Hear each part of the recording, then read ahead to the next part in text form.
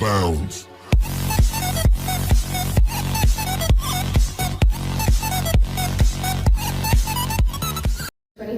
For the welcome remarks.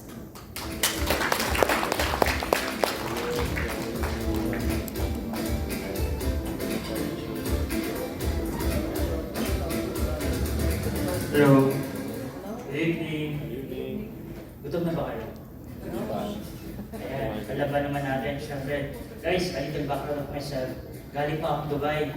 Ginagawa namin ito sa Dubai, pero ang pangalan ng magazine natin, The Global Filipino Magazine. Ang ginagawa natin doon, sino mga OFWs dito? Mga Overseas Filipino Warriors. Ayan. Siyempre tawag natin, ay pagsapalaran tayo. Punta tayo dito sa Pilipinas, gastusin yung mga pinaghirapan natin. Ikakabuti ng ekonomiya. Pero ngayon, ang ginagawa kasi namin sa TGFM para ma-inspire mga OFWs. Pero ngayon po, ginagawa natin, tingnan yung magazine na hawak nyo. Ano yung nakita nyo? KASOSYO Magazine. Ano ibig sabihin nun? Gusto natin ma-inspire. Hindi lang, syempre ako, nung nagpunta ako sa OFW, nahirapan ako maghanap ng isang model. Paano ba ako maging successful bilang isang OFW? Kasi lagi mo nakikita, nagiging successful sa ibang bansa, puro mga negosyante. Pero karamihan mga negosyante ron, ibang lahi. Pag nagtanong pa sa mga kaibigan natin doon, negosyante po rito, hindi mga kababayan. Kadalasan mga ibang lahi. So ginawa po natin sa TGFM, in-inspire natin pa ibang kababayan natin na kaya mo rin maging isang successful individuals. So ngayon po, dito sa Philippines, kulang din tayo ng role model. Kadalasan, nagiging model natin yung mga TikTok, influencers, mga YouTubers, kulang tayo na paghuhugutan ng inspirasyon. So ngayon po, nakita niyo yung magazine, ang gusto natin mangyari, inspire natin mga future individuals, future mga kabataan. Pag nakita niyo yung mga stories niyo, nagpapasalamat ako kasi binigyan niyo yung puso niyo, yung mga stories niyo kadalasan. Iba na sulat, yung mga editors natin, sila Mr. Brian and Ryan. Palakpakan po natin yung dalawa. Nagpuyatan ko nila yung mga stories niyo. Siyempre, ang ganda kasi ng mga stories niyo para ma-inspire ulit yung mga ibang kababayan natin. So ngayon po, ang idea po natin dito sa KASOSYO Summit, mag-inspire, i-share yung mga triumphs niyo, mga successes, and of course, para mabigyan ng karangalan din sa Manila Expedition. So guys, hindi lang naman para ma-inspire ang tao. Tingnan niyo sa kabila niyo, tingin kayo sa right niyo, sa left. Diba hindi niyo sila makilala. Mamaya, maganda makilala niyo rin sila kasi hindi niyo alam yung pala yung mga katabi niyo, future partners niyo na. Alam niyo bilang isang negosyante, ang hirap kumuha ng partner na pagkakatiwalaan. Ang hirap makakuha ng pagkakatiwalaan. So malay niyo yung katabi niyo pala, isa na sa maging future partners. So kaya mamaya po, huwag kayong mahiya magpakilala. Hi, hello, hindi pa goodbye. Hi, hello, let's be friends. Exchange po ng mga calling cards, mga numbers. Kasi tuloy po natin ang pagkakaroon tayo ng inspirasyon. So guys, alam niyo sinisigaw namin lagi sa Philippine Institute. Yung pala yung school ko sa Philippines, ay school ko sa Dubai Philippine Institute. Ang sinisigaw namin lagi, kaya ko, kaya mo, kaya natin. Okay lang po ba na isigaw din natin dito sa Pilipinas? Kaya ko, Kaya ko, kaya mo, kaya natin to. Sabay-sabay po natin sabihin, kaya ko, kaya mo, kaya natin to. In English, I can do it, you can do it, we can do it. In Arabic, yung nakabidal is, mafi fulus. Ibig sabihin nun, in Arabic, walang pera. Pero, hindi ko kasi alam yung translation nun eh. Pero ngayon po, maraming salamat sa pagpunta sa event. Sana tuloy-tuloy pa. Hindi lang ito yung, kasi ito yung first event namin dito sa Philippines. Tuloy-tuloy pa, ang gagawin po natin, magkakaroon tayo maraming event para mapaganda ang takbo ng ekonomiya. Siyempre, paano ito papaganda ang ekonomiya? We make more jobs, more work, more negosyo, more kasosyo. Thank you very much and congratulations po sa mga awardees natin. Thank you very much.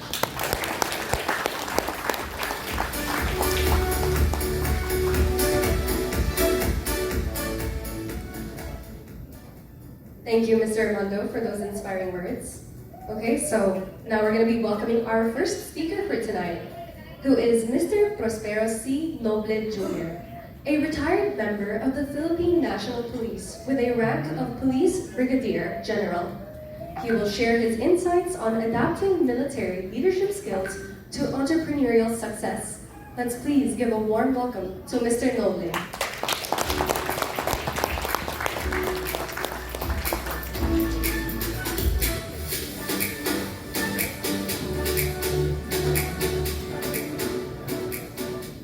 Maraming salamat.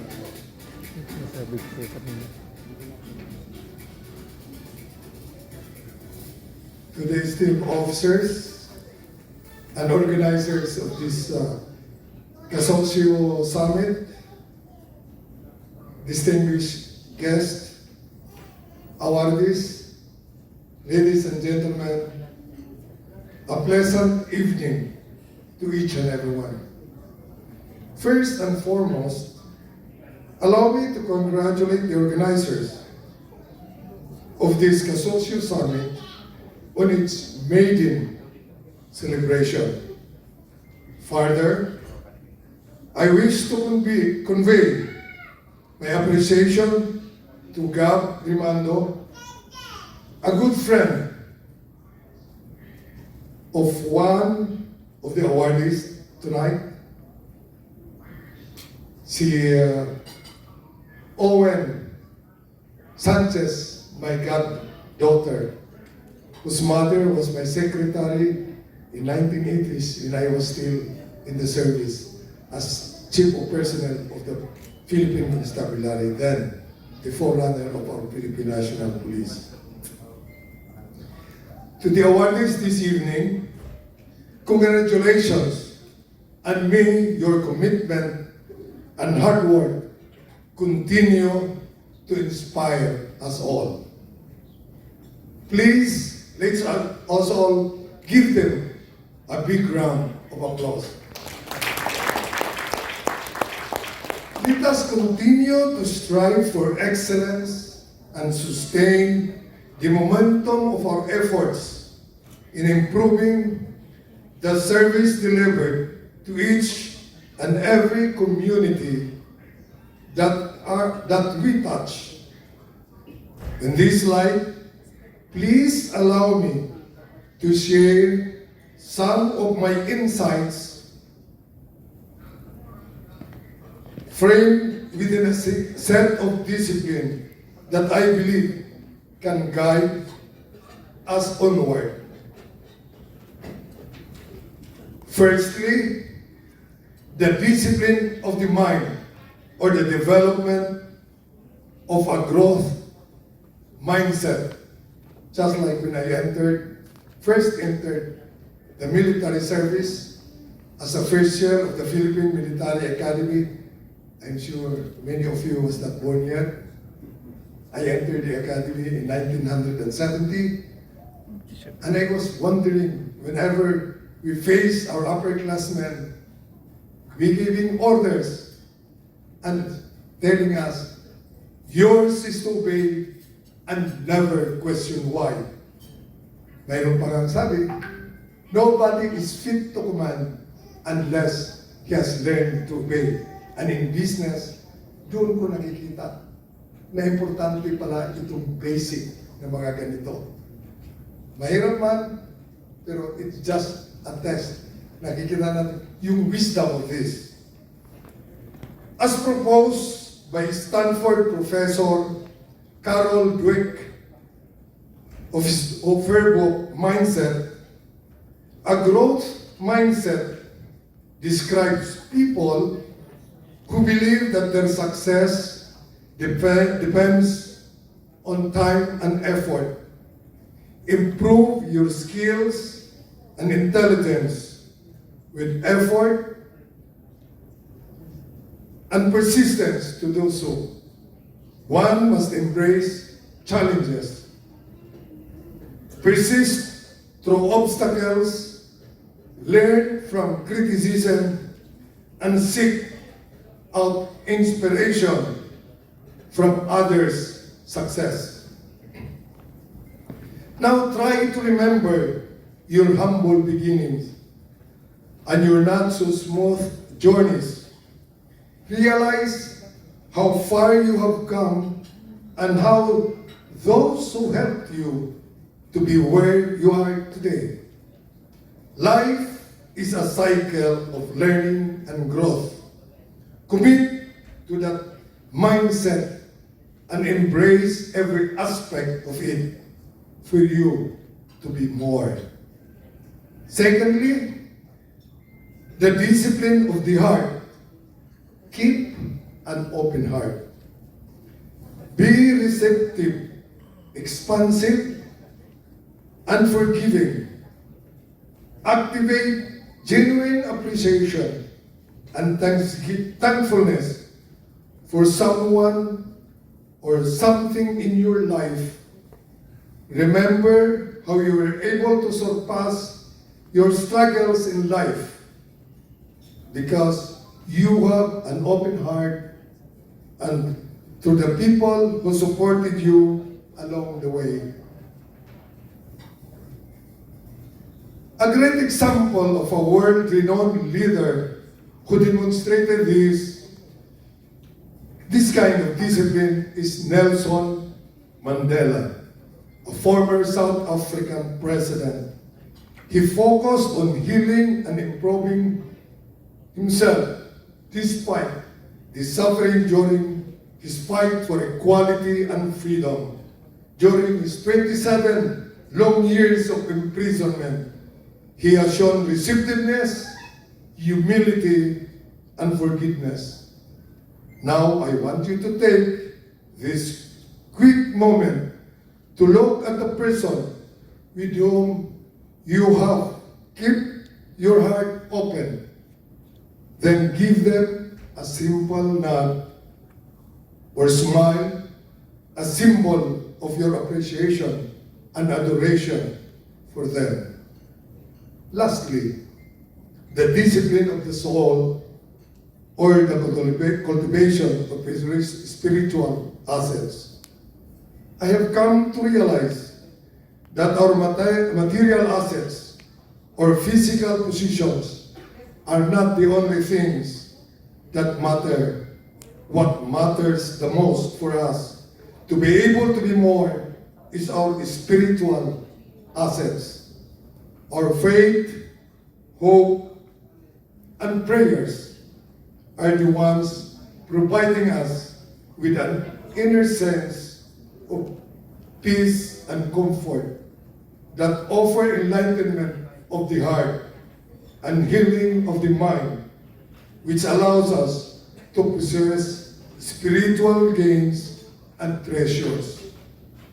Now think, how much do you value your spiritual assets? How did they inspire you to continue living a meaningful life and fulfilling our mission through service?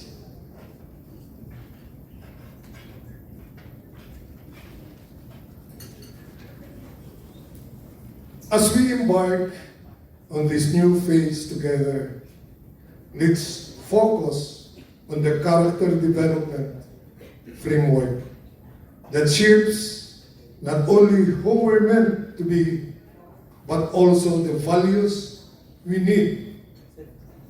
Keep nurturing the disciplines of the heart, mind, and soul, holding onto their essence and allowing them to flourish. To our awardees, let us commemorate not only the milestone achieved, but also the legacy we intend to build. Your commitment is a testament to your dedication as agents of change and catalysts for progress. Again, congratulations to the awardees for your remarkable achievements.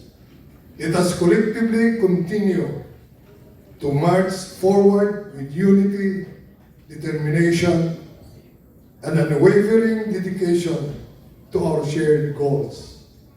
Mabuhay ang Pilipino, mabuhay ang Pilipinas. Maraming salamat at magandang gabi sa inyong lahat.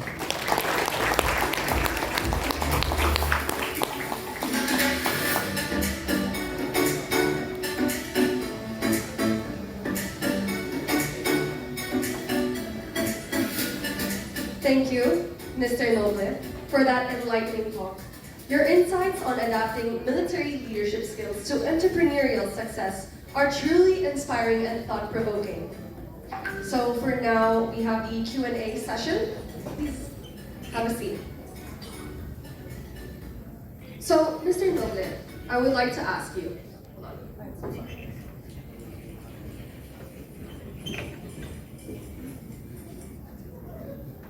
Pardon me. Okay, let's get this started.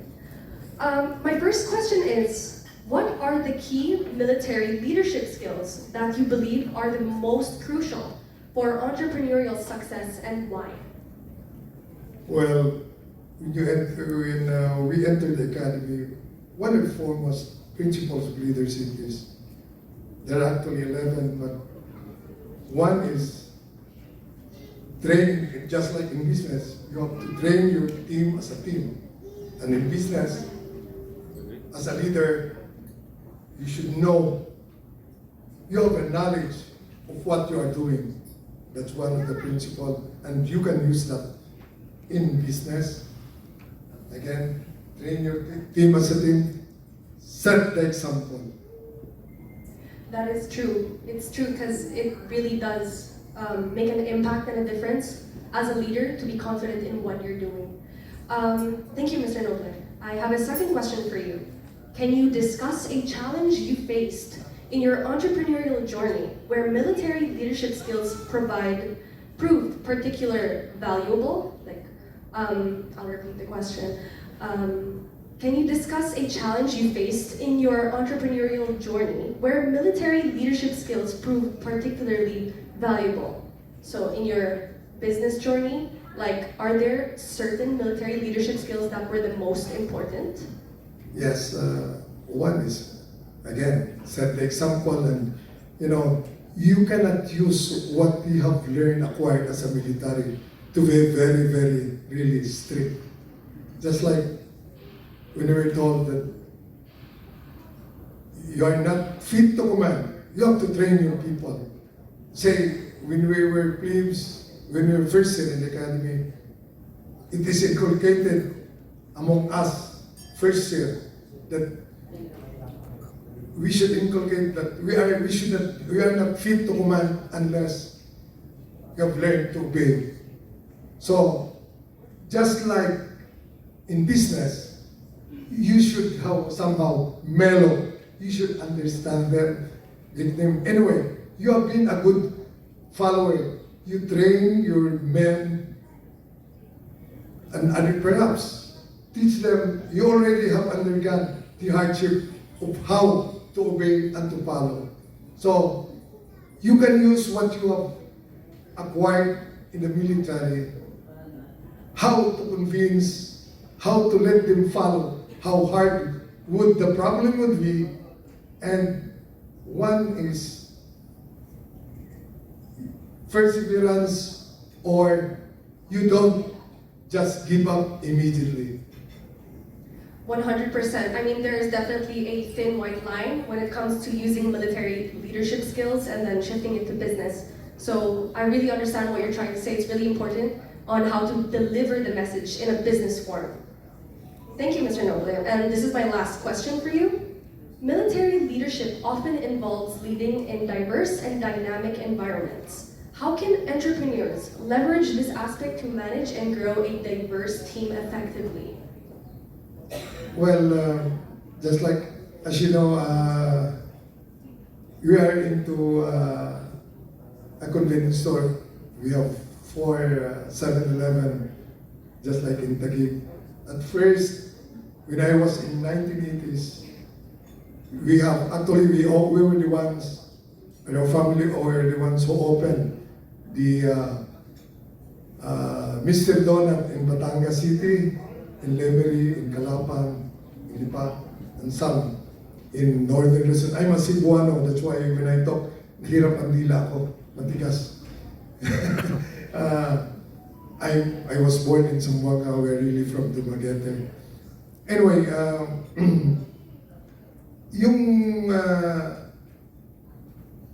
again, just like when you're opening a business, hindi po pwedeng yung maging boss ka lang parate.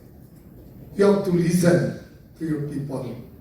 But at the end of the day, your word, you still make the decision.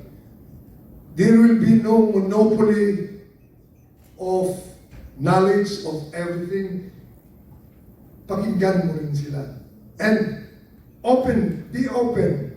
If your people under you make a good advice or a decision, acknowledge them. Kasi sa ganon,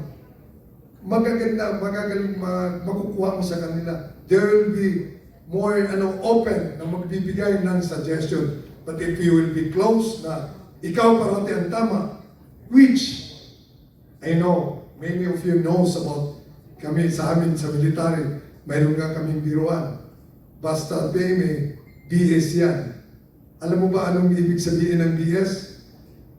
Bachelor of Science? Hindi.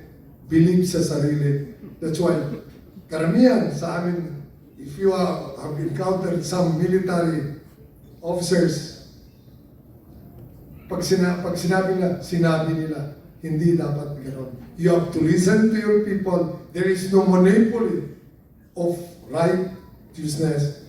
Makinig ka sa kanila and be open na kung nakita mo sa kanila na from your people, from your underlings, na what they have done is good, you appreciate it, acknowledge them, and adopt it.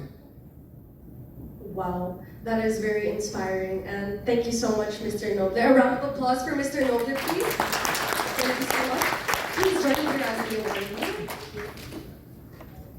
Really, thank you for the enlightening talk. Your insights on adapting military leadership skills to entrepreneurial success are truly inspiring and thought-provoking. All right.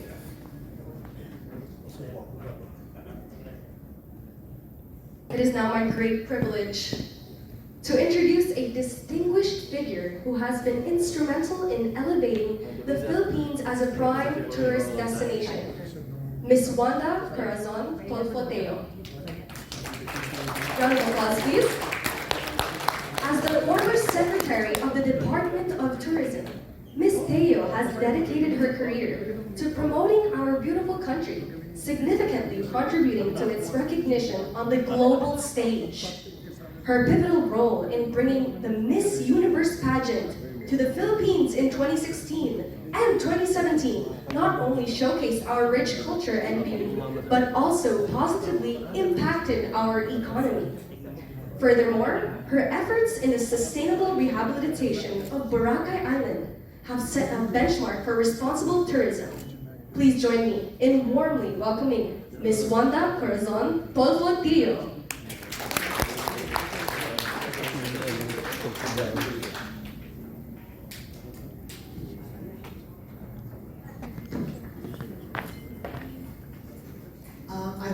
Sorry, but I was informed. I thought this summit is for OFWs. So medyo yung speech ko was focused on the OFWs. But anyway, it's still applicable to everybody. Magandang gabi po sa inyong lahat, to all the awardees and the VIPs here in this room. It is always an honor and certainly my pleasure to be with our country's modern heroes. All of you carry with grace the loneliness of being away from your loved ones to work and to ensure that your families can enjoy a comfortable lives. It is not easy to be far away from home and to miss the many milestones, and I salute you for that.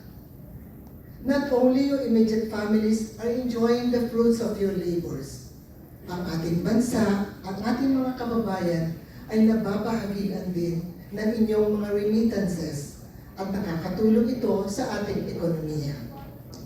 Many financial crises have occurred, but Philippines remain relatively stable because of your contributions. This event tonight is significant because you are venturing to build a business that can empower you and prepare you to a more stable future. Entrepreneurship is the way to go if you want to go beyond limited earnings through salaries and explore the possibilities of enhancing your potential earnings and starting a business. Successful business, however, are planned with discipline, attention in details, and learning the ropes on how to navigate the business. Dahil dati mas madali ang magnegosyo. Pag may puhunan ka lang at masipag ka, okay ka na. But now, it has changed. Today, business landscape is different, especially with the impact of digital technology. Almost everyone is online, from getting the client's consciousness, viability of social platform, to online marketing, to e-payments and delivery. That is why this event today is important. You are taking those steps to learn the ropes and arm yourselves with skills so that you will be ready to deal with the challenges. Businesses need sustainability, and to achieve that, you have to be financially resilient. Many businesses fail because the owners did not take time to study on how to cost effectively and to operate the business. Today's summit theme defines the imperative: smart money, smarter business, 21st century financial resilience. In a digital world where money has gone beyond denominations into cryptocurrencies, there are a lot of things we need to understand to lead a viable business. Isa din akong negosyante at ang dami akong pinagdaanan at pagsubok to get where I am today. Tulad ninyo, I had to take steps to equip myself with skills so that I can handle the rigors of the business and to make it stable. It is a hard work, and that is why you need to have the passion and the determination to make it successful. Your hearts and minds must be dedicated to making the ventures successful. There will be bumps and barriers you will encounter along the way.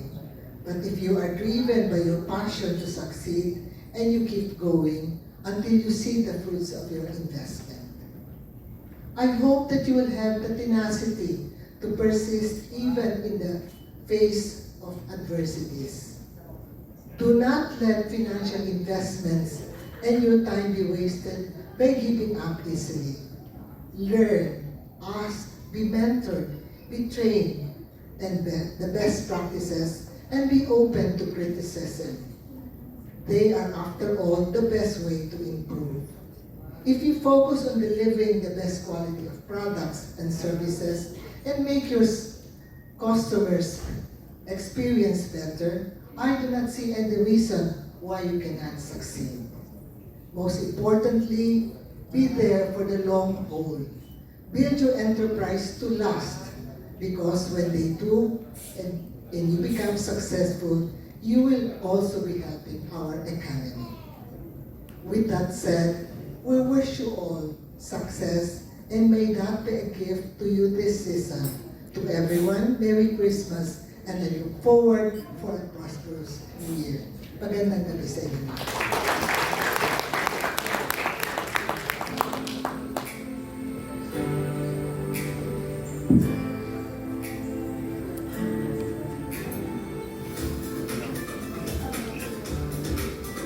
Thank you so much, Ms. Wanda, for that inspiring speech. Before I get started with the questions, I would just like to say that I feel so lucky to be sitting across the earth now.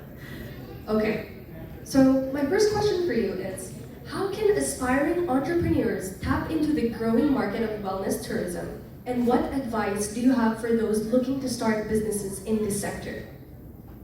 For me, you have to innovate. You have to have perseverance.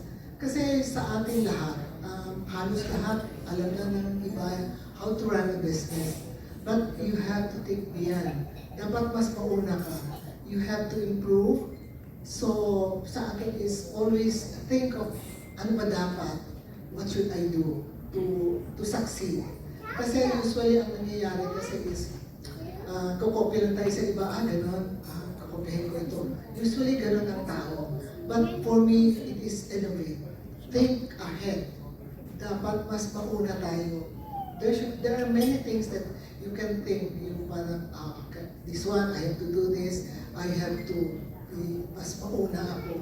It's always thinking ahead para maging, you will become successful. That's true. It's definitely important, like a blessing and a curse, being future-oriented talaga.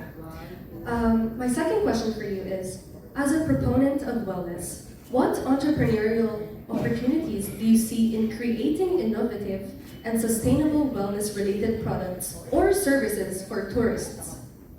Actually, mas in the Philippines, mas gusto ng mga foreigners to come to the Philippines because it's cheaper when it comes to kung gusto nila magpaayos ng mga mukha nila, when they want to have this medical checkup, it's actually cheaper in the Philippines.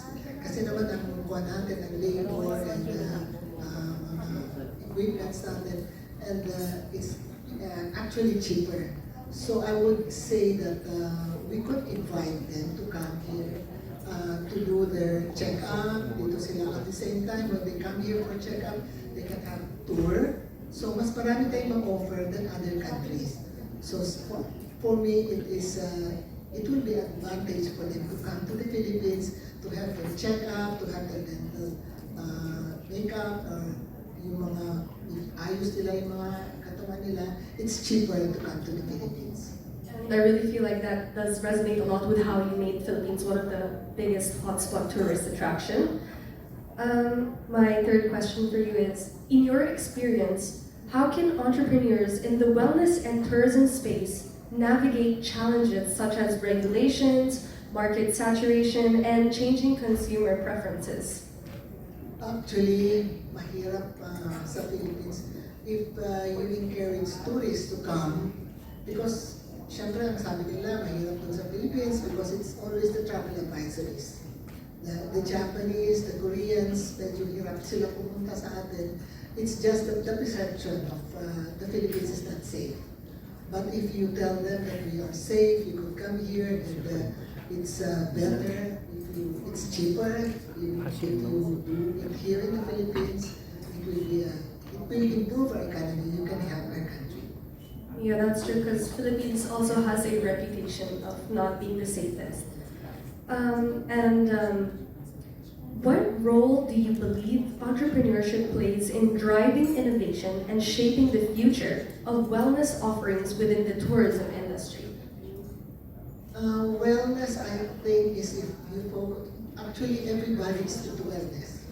Lahat yan, when the medicine, pagdating ng, ito you have to drink this medicine because nakakapaganda ito. People, actually, they grab that also, oh wow, ganito na. Everybody is into wellness, everybody wants to be healthy, everybody wants to be a long life, everyone wants to be beautiful. Diba dito sa atin, ito yung, ito yung gusto ng mga tao, mga Filipinos. So sa akin is, innovate ka. Tingin ka, ano ba dapat? Ano mga products ang dapat gawin ko? Saan mga lugar na dapat puntahan nila? Ano yung dapat isell ko? So you have always to be ahead of everybody. So for that, if you do that, you will be successful. I 100% agree. Lalo na yung mga whitenings. Whitening. So, if you do this, kaganda yung skin mo, and then you drink lots of collagen, instead of ito gagamitin mo. Ang dami nating mga local products na pwedeng made of mga plants lang natin, ginagamit na natin. So, that would be of great help. It's very trending talaga dito, like the wellness. My last question for you is, can you share examples of successful entrepreneurial ventures that have effectively combined wellness and tourism, contributing to both economic growth and visitor satisfaction? I can cite an example. There was one travel agent. She started with she was just selling this product na sabi niya, ito lang siguro yung kaya ko because ito yung pera ko na kaya ko. So she started selling that. And then nag-expand siya. Every time tourists come here, sinisell yung product niya.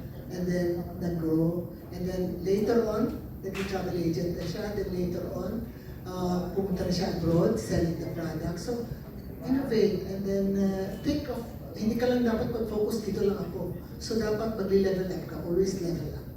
That's true. Dream big and be future-oriented that way.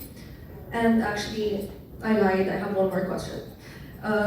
From your perspective, how can government policies support and foster entrepreneurship in the wellness tourism sector, creating an environment conducive to business development? Actually, I honestly, kulang tayo because we have to craft laws and bills that can help the tourism industry. Right now, we do not have a representative in the Congress that knows tourism, that can help craft laws and bills. Wala eh. Yung mga congressman dyan ngayon, medyo wala silang background on tourism. So that is why, honestly, I ran for Congress for party list under tourism, and I didn't make it. So now I'm doing again. I plan to run because I want to help tourism. Kasi pag naayos natin ito tourism, ang daming matutulungan. Ang daming magagawang ano to. And then you have to craft laws and bills na magtutugma sa tourism. Kasi yung mga laws and bills natin medyo luma na. So kailangan iayusin na ito, pagandahin na ito para applicable na to the present times. And I want to say best of luck because I believe you are one of a candidate talaga for influencing tourism in this country, lalo na sa mga kasing edad ko. And I have one last question. Can I later join you at your table and take a picture with you? Sure. All right. Round of applause for Miss Wanda, everyone.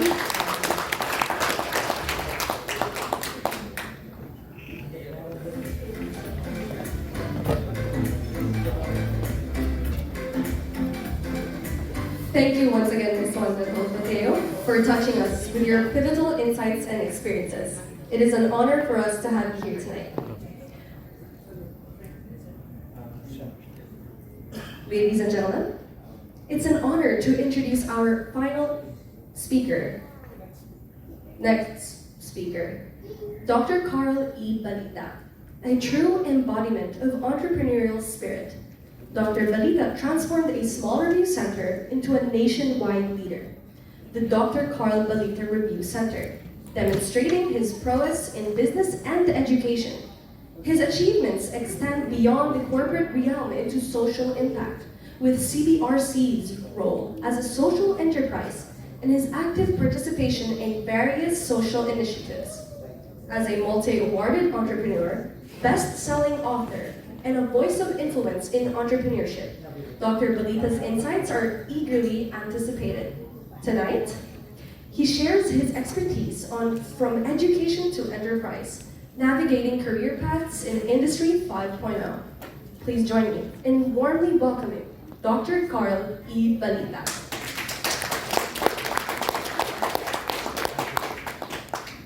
Hi, good evening. You're running after me. Thank you. Thank you so much. Hi, good evening. Good evening. It's an honor to be here. I left a jazz family concert happening right now at UST to be with you because I want to really share with you what I was assigned to talk about, which is Education 5.0. First, meet Carlito. Carlito is my name, and Carlito is my adopted eagle in the Philippine Eagle Foundation. One of the few male young eagle in captivity. Yeah, there he is. So, in case you're interested, adopt an endangered species so that we can keep them. All right, I'm standing before you to talk about Education 5.0, not only as a doctor of education. I'm a professor. I earned my Doctor of Education. I'm also a graduate. I also have a Doctor of Humanities. And I'm a nurse, I'm a midwife, I'm a teacher. I was also a candidate, man. I also lost. Because, you know, some of the good ones lost. No? Anyway, but I stand before you as the Board of Trustee of the Philippine Franchise Association. Also as the Chairman Emeritus of the Philippine Chamber of Commerce and Industry. I'm also a Board of Trustee of the Divine Word College of Calapan. I'm a UST Total awardee. Total is the Outstanding Commercial Alumni. Why is this important to you? I don't want to talk to you like an educator. I want to talk to you as an employer. As an employer, as a person who hires people for work. I have resorts. I'm also in the tourism business, and I get disappointed getting some people, some graduates. I produce the best teachers. The board exam released last week, I produced 69 top-notchers. And just yesterday, 2 RadTech top-notchers were also came from my review center. But why am I talking to you as not as an educator, but as an employer? Because this is a matter of concern.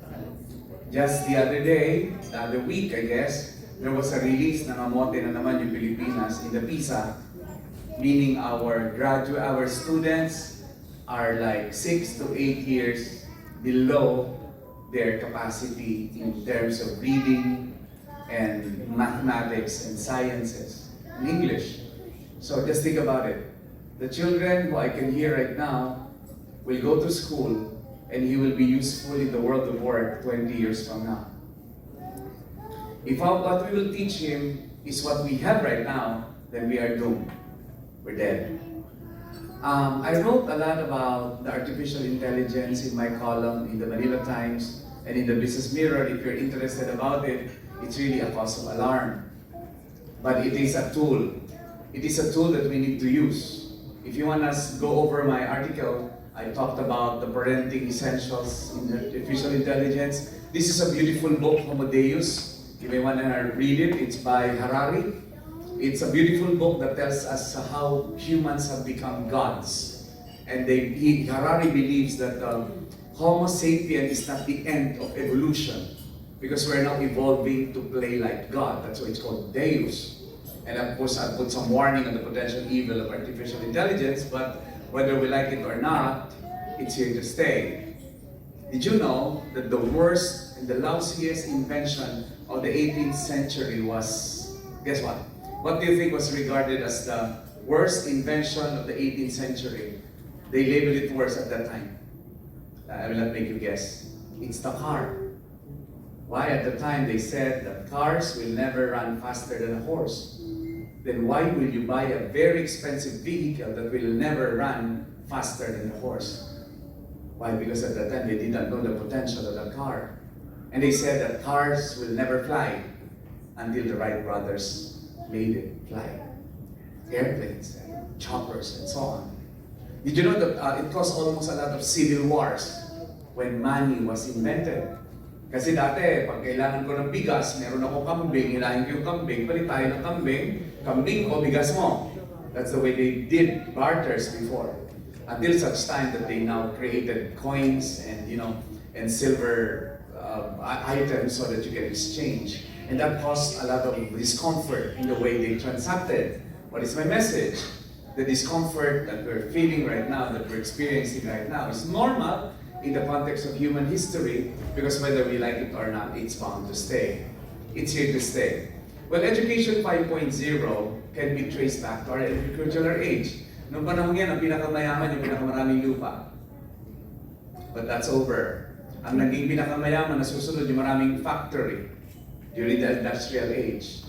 Tapos, sabi nila, okay, sino na ang pinakamayaman in the recent times? Hindi na yung pinakamaraming factory, hindi pinakamaraming lupa, you may hawak ng information. That's why for the longest times, you would know that the Bill Gates and those people became the richest people in the planet. But now it's different. We're now looking at Elon Musk. We're looking at these people who may not own vast lands, kagaya nung nagigera ang mga bansa para lang makakuha ng mga properties, mga land, or nananakop ng industrial age, ng mga factories. Now, the richest people in the world are those who are kings and queens of the conceptual age. Now, what is the conceptual age? This is the product of this fourth industrial revolution that we're talking about. Now, let's talk about education. The first industrial revolution, 1784, I'm very evidence-based when I lecture, when I teach. 1784, yan po yung first industrial revolution. Ang focus ng tao nun is the body. Ang kailangan sa tao nun yung lakas. It was during this time that slavery was part of the trade. You can order slaves from Africa. They'll deliver you 100 strong men and women to do the job. Because at that time, even if it was already industrialized, the physical skills of humans were still important. But came electricity in 1870, and at this time noticed that they don't need much of the physical skills. Why? Because the physical work is done by machines. Doon po pinanganak ang IQ. You would notice that. We shifted now to IQ. Why? Because wala na masyadong silbi yung human strength. Because ang importante ngayon is the human intelligence. Because the machines will do the job of the human strength. Pero nung pumasok ang third industrial revolution, pumasok ang computer, tingnan niyo ang timeline. Nung pumasok ang computer, something's wrong with this. This is 1992. Okay? Nung pumasok ang computer, what happened? Take note, hindi naman kailangan masyado yung talino ng tao. Doon pinanganak ang EQ. 1992, AQ, SQ, and so on. Ano ibig ko sabihin dito? Because I'm talking to you about Education 5.0, and are we preparing our future, our children for the future? Yun ang tanong. Come to think of it, what happens in the fourth industrial revolution, which is happening right now? This is what we need. According to studies, amidst robotics, artificial intelligence, and so on, this is where we don't need much of this. Sabi nitong EQ, hindi daw importante yung IQ. Pero ngayon, nagpunta na tayo, sabi ng DQ, ang importante daw in current times is the DQ. But what is the spirit? What is the value of a human person? It's the spirit.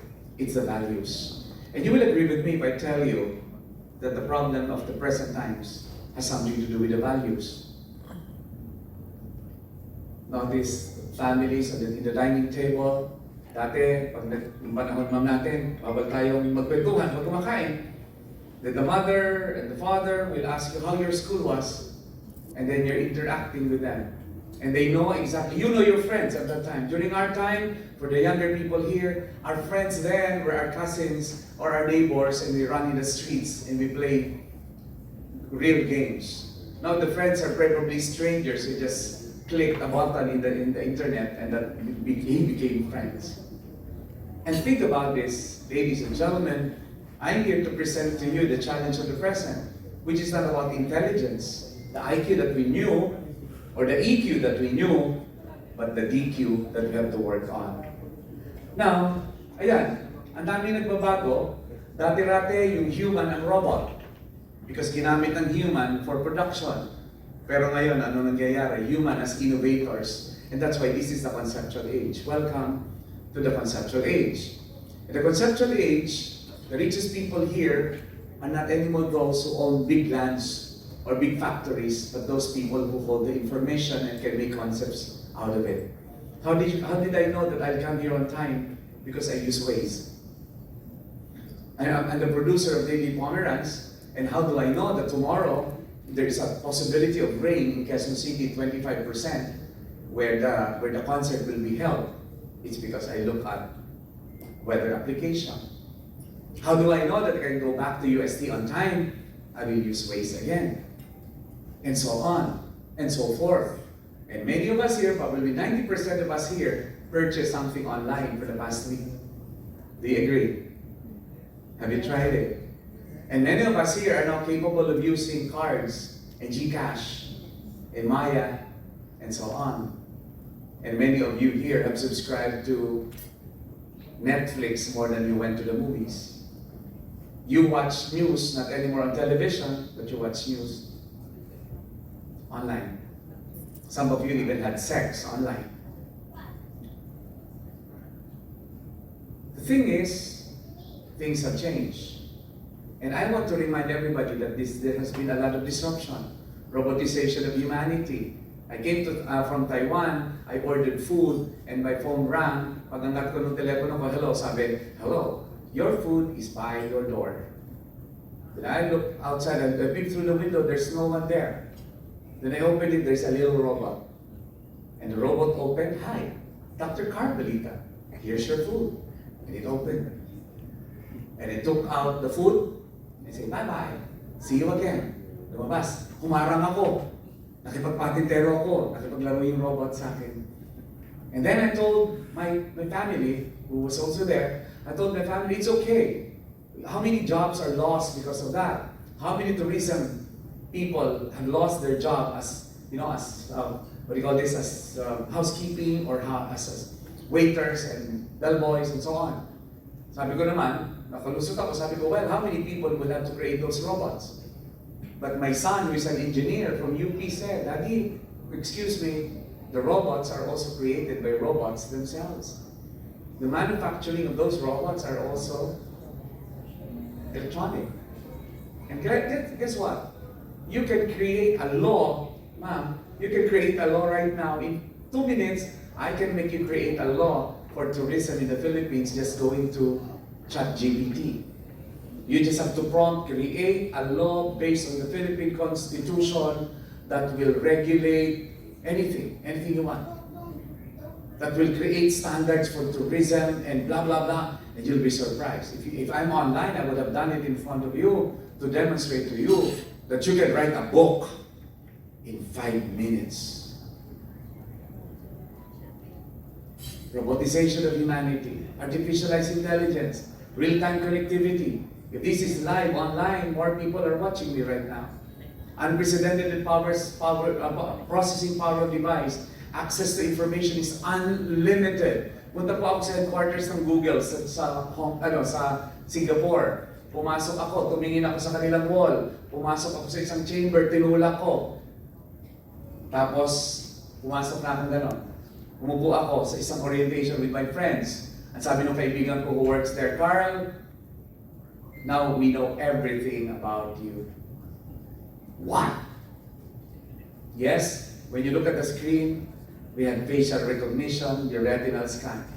When you enter the chamber, we got your height, we got your weight, we can even compute your health, your body mass index, and so on. And by the way, Carl, when you push that door, we already know your biometrics. And by the way, you know where you live, we know your birthday, we know your bank account. We know almost everything about you if it is in the digital space. Think about it. The exponential algorithmic power of machine, yung algorithm, kaya pag ikaw nanood ng something today, tomorrow it will feed you. Because you know, social media will feed you of the algorithmic push, with algorithmic push of your interest, your areas of interest. Kaya pag nanonood ka ng isang bagay, bibigyan ka rin ng marami niyan. My wife was so afraid because in our village we saw a snake passing by. And then my wife researched about snake. Now every day my wife will get pushed to about snakes, videos about snakes. And she's so afraid of snake, then how come my Facebook now or my social media now will feed me a lot about snakes? Because that's algorithmic power. And of course the interface of the digital and the biological realities. In the future, you don't even need a card to pay, not even your phone. I just have to look at the scanner and I can pay already what I have to pay. In the future, you just look dun sa dinaanan mo chamber na yun, they would know if I have tuberculosis or if I have infection because they already could get sample of my exhaled air. And that's the future. And welcome to the fourth industrial revolution, where the pace of change is unimaginable. But look at this is the problem. If you want me to speak about education, let me talk to you about the fact that the classroom is an 18th century technology. And the teachers are using 20th century pedagogy, and they are teaching the 21st century learners. How can that connect? The 18th century classroom with the 20th century teacher-guided pedagogy and the 21st century learner. Are we teaching people for the future? And I'm not talking from this, but let's go back in time. Okay, please signal me if I have 5 more minutes, because I can lecture the whole day, the whole night. Let me locate you where you are. Are you a baby boomer, a Gen X, a Gen Y, or a Gen Z? Please locate yourself. Because I will have to talk to you about the generation, not gap, but the miscommunication of generations. Okay, yung baby boomers yan yung anak ng gera. Kaya nag-boom nun, kasi may gera, alam nga naman magbuntis ka ng gera, the last thing you want to do during the war is to have a baby who will be victims of war. So, nung natapos yung gera, nagbuntis lahat ng tao, ayan, baby boomer yung anak nila. And the baby boomers were busy recreating and rebuilding So busy sila, naging anak nila si Gen X. Si Gen X, yan naman yung mga imotera at imotero na mahal nyo kami pero bakit hindi nyo kami inalagaan? Generation ko yan, kaya alam ko. Yan yung mga magulang nyo na tampuhin. Bakit sensitive masyado yan? Bakit minahal mo ako pero hindi mo ako inalagaan? Pinabayaan mo ako, sabi ni Gen X. Kaya ang anak ni Gen X, si Gen Y, yung millennial. Anong ginawa ni Gen X kay Gen Y? Inispoil niya. Lahat ang hindi niya nakuha sa nanay niyang baby boomer, binigay niya kay Gen Y. Kaya si Gen Y ay spoiled generation. At syempre, anak ni Gen Y, si Gen Z. Mamaya puntahan natin si Alpha. Sasabihin niyo mali ako, pero ika-characterize ko ang bawat generations na to. Noong panahon ng baby boomer, para magkape, magduduro ka ng beans, papakuluan mo, tapos hihigupin mo. Noong panahon ng Gen X namin, kape, Nescafe, sugar, creamer. Noong panahon ng Gen Y, 3-in-1. Noong panahon ng Gen Z, Starbucks. Noong panahon ni baby boomer, gugo, didikdikin yun ng shampoo. Noong panahon ng Gen X, di ba, shampoo yan, conditioner. Noong panahon ng Gen Y, shampoo with conditioner. Noong panahon ng Gen Z, hindi na naliligo kasi busy sa games. I would like to present to you the differences because this is important in preparing education for the future. Tingnan niyo ang core values ng baby boomer, optimism. Bakit? Hello, anak ako ng gera, tapos ng gera, optimistic ako. Parang ngayon, optimistic tayo lahat. Why are we all optimistic now? Katatapos ng pandemya eh. Bakit gusto niyo magdamit ngayon? Hello, gano'ng katagal na nakatago sa aparador niyo yan? Diba? Dati nag-zoom ka, naka-underwear ka lang, tapos nakabarong sa taas, diba? Ganun yung tsura namin before. Bakit skeptical ang Gen X? Kasi mahal mo ako pero hindi mo ako inalagaan. Yan yung mga henerasyon na pabayaan. Kasi busy masyado sa baby boomer to build. Ang Gen Y naman, realism. Bakit realism? Yan yung may panahon may computer. These are the digital natives. The Gen Y, millennials, are the digital natives. Nung pinanganak kayo, nandyan na yung computer. Kami, wala pang computer noon, kaya ang tawag sa Gen X, digital migrant. Nag-migrate kami. Yung mga baby boomer, yung iba dyan ang tawag digital fossils. Kasi hindi na sila naka-adapt. Pero marami ngayong matatanda, mas naka-adapt sila kasi mas may time sila. Okay, bakit pragmatic ang Gen Z? Because they are sila yung pinanganak na nandiyan na social media. And the social media provided to them a lot of information because the world has become open because of social media. Now, tingnan natin, anong education sa kanila? Ang education sa baby boomer, birthright. Sila nakaisip na kailangan pag-aralin nyo ko ng libre kasi karapatan ko mag-aaral. Masipag mag-aaral yan.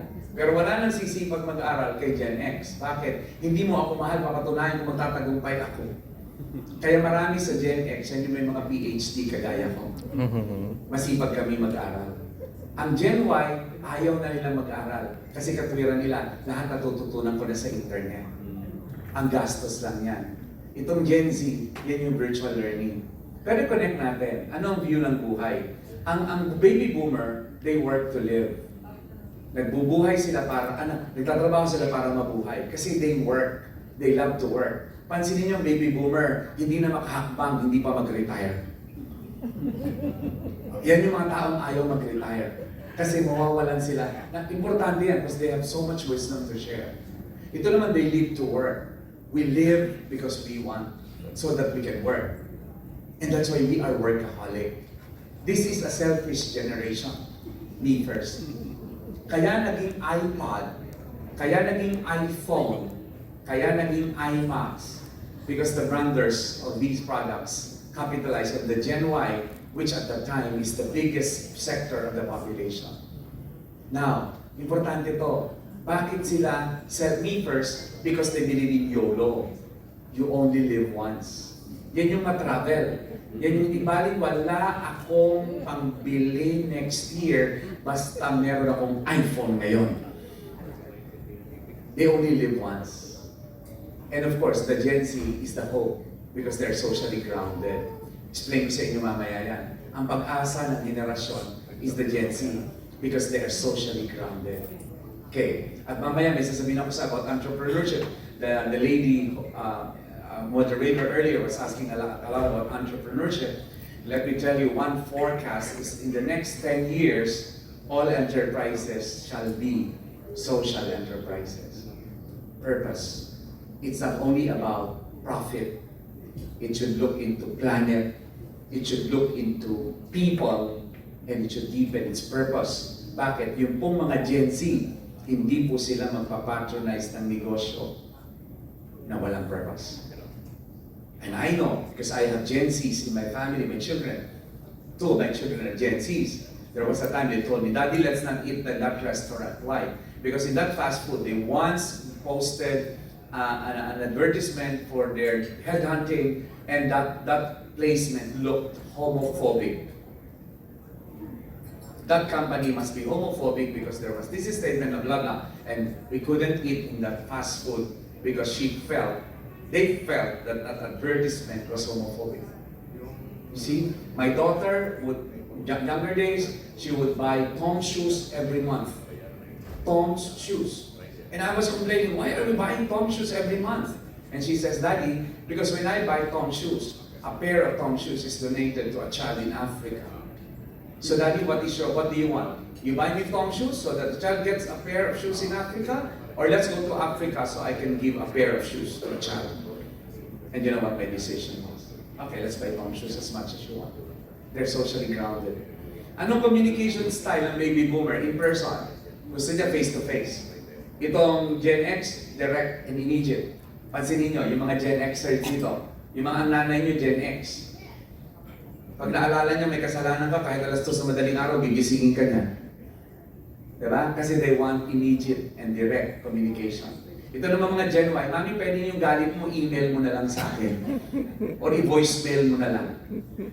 Ito naman ang Gen Z, cyber communication yan. But ladies and gentlemen, let's look at how they learn. You know, and the young people here will agree with me.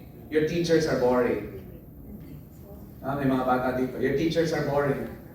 You know, why will I listen to a boring teacher who's only reading notes when I can actually go to TED Talk and watch more exciting short version of lectures that are so digestive? You know? The baby boomers want a relaxed environment. This wants a spontaneous, interactive. Gen Y. Ang Gen Y is multisensory. Huwag kayong magtaka. Ang Gen Y at saka ito, pwede silang nag-aaral sa harap ng TV habang naka-earphone, tapos kumakain, nagbabasa, nakikinig, at lahat ginagawa nila sabay-sabay. Pero mga Gen X, yung mga nanay nyo, pag nagte-text siya, pwede nyo kausapin? Pwede kausapin?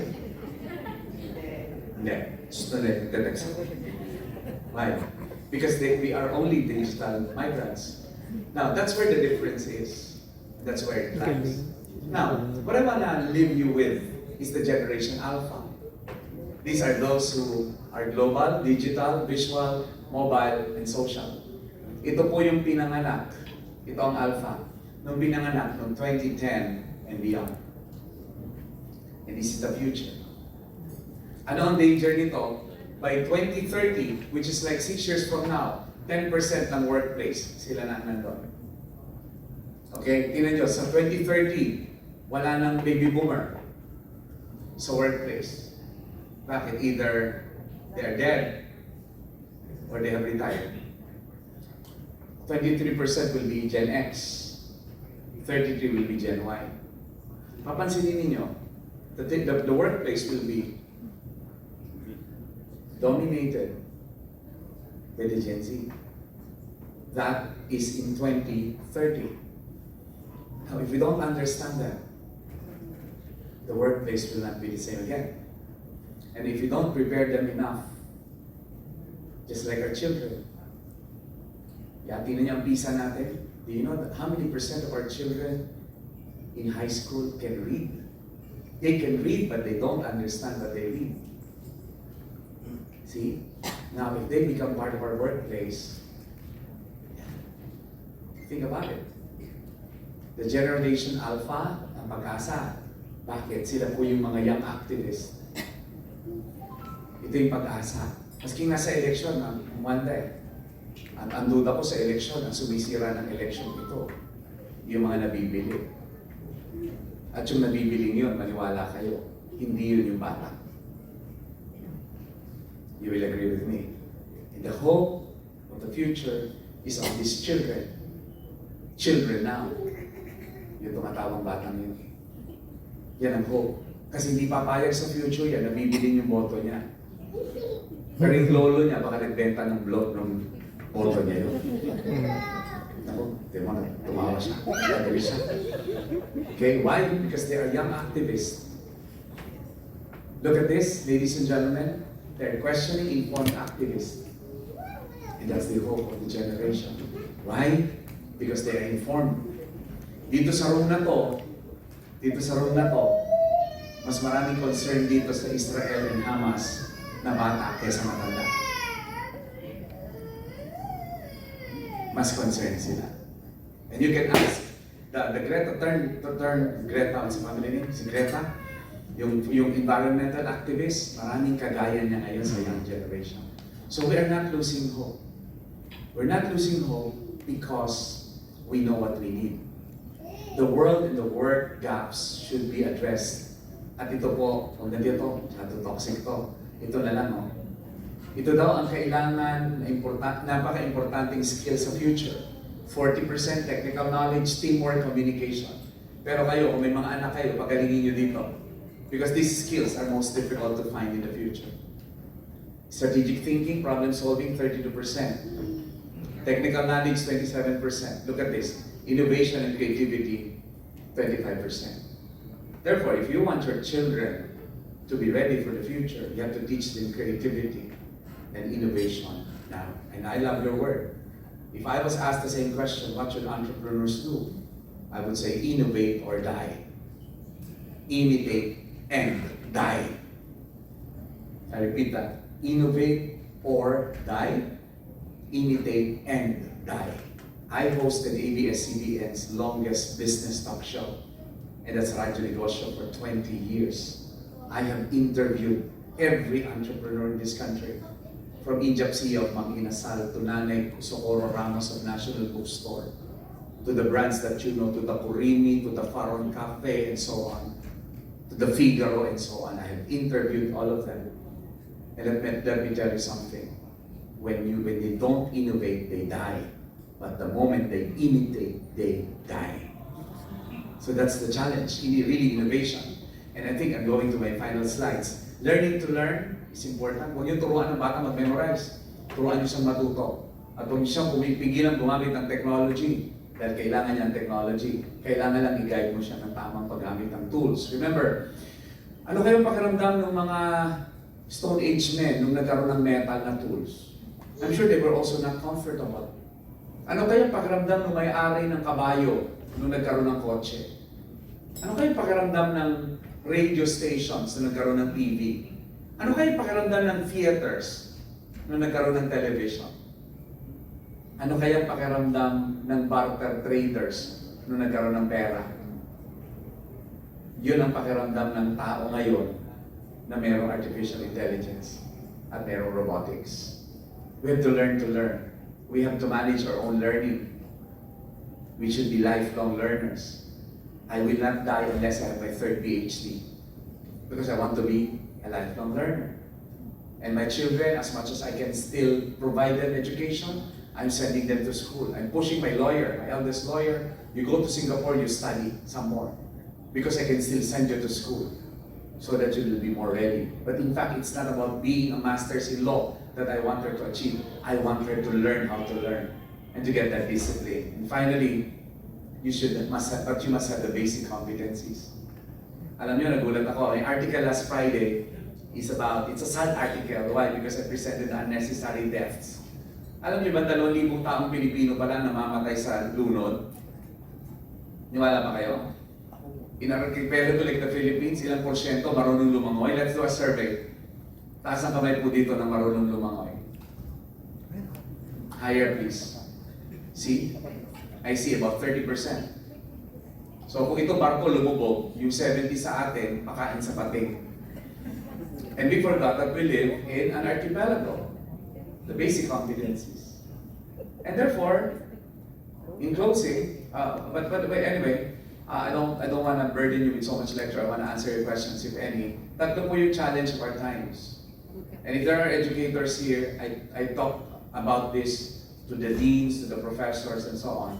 Free to operate in the digital environment. How do you operate in a digital environment? How will tourism operate in a digital environment? You know, Agoda now is selling, you know, the TripAdvisor. Alam niyo, kung may-ari ka ng resort ngayon, huwag ka maghintay na pupunta doon para mag-inquire. I-enroll mo siya sa isang application na magbebenta sila ng mga, magugulat ka na lang minsan may walk-in ka galing Amerika, saan nag-book sa Amerika, diretso, nandun siya sa Agoda or whatever applications. How do you operate in a digital environment? How do you sell online? How do you teach online? How do you learn online? Next is add value to the automated system. Anong dagdag ng talino mo sa matalinong machine? You know? Ano kaya sabi ng mga math teachers nung lumabas ang calculator? Ano kaya sabi nung gumagamit ng abacus na nagkaroon ng calculator? Sinabi ba nila magiging bobo yung tao na nagkaroon ng calculator? Magiging bobo ba ang tao kasi may AI? I have to tell you, I use AI, I use Bard, I use ChatGPT. But I get information from there, I validate the information, then I write it, and my column would benefit from that. But of course, I cannot just let the AI do it and post it as if it's my own creation. I can actually go to Bard and say, write an article about Philippine tourism in the style of Balita's article with references. And that's all I have to do. And in seconds, it will appear.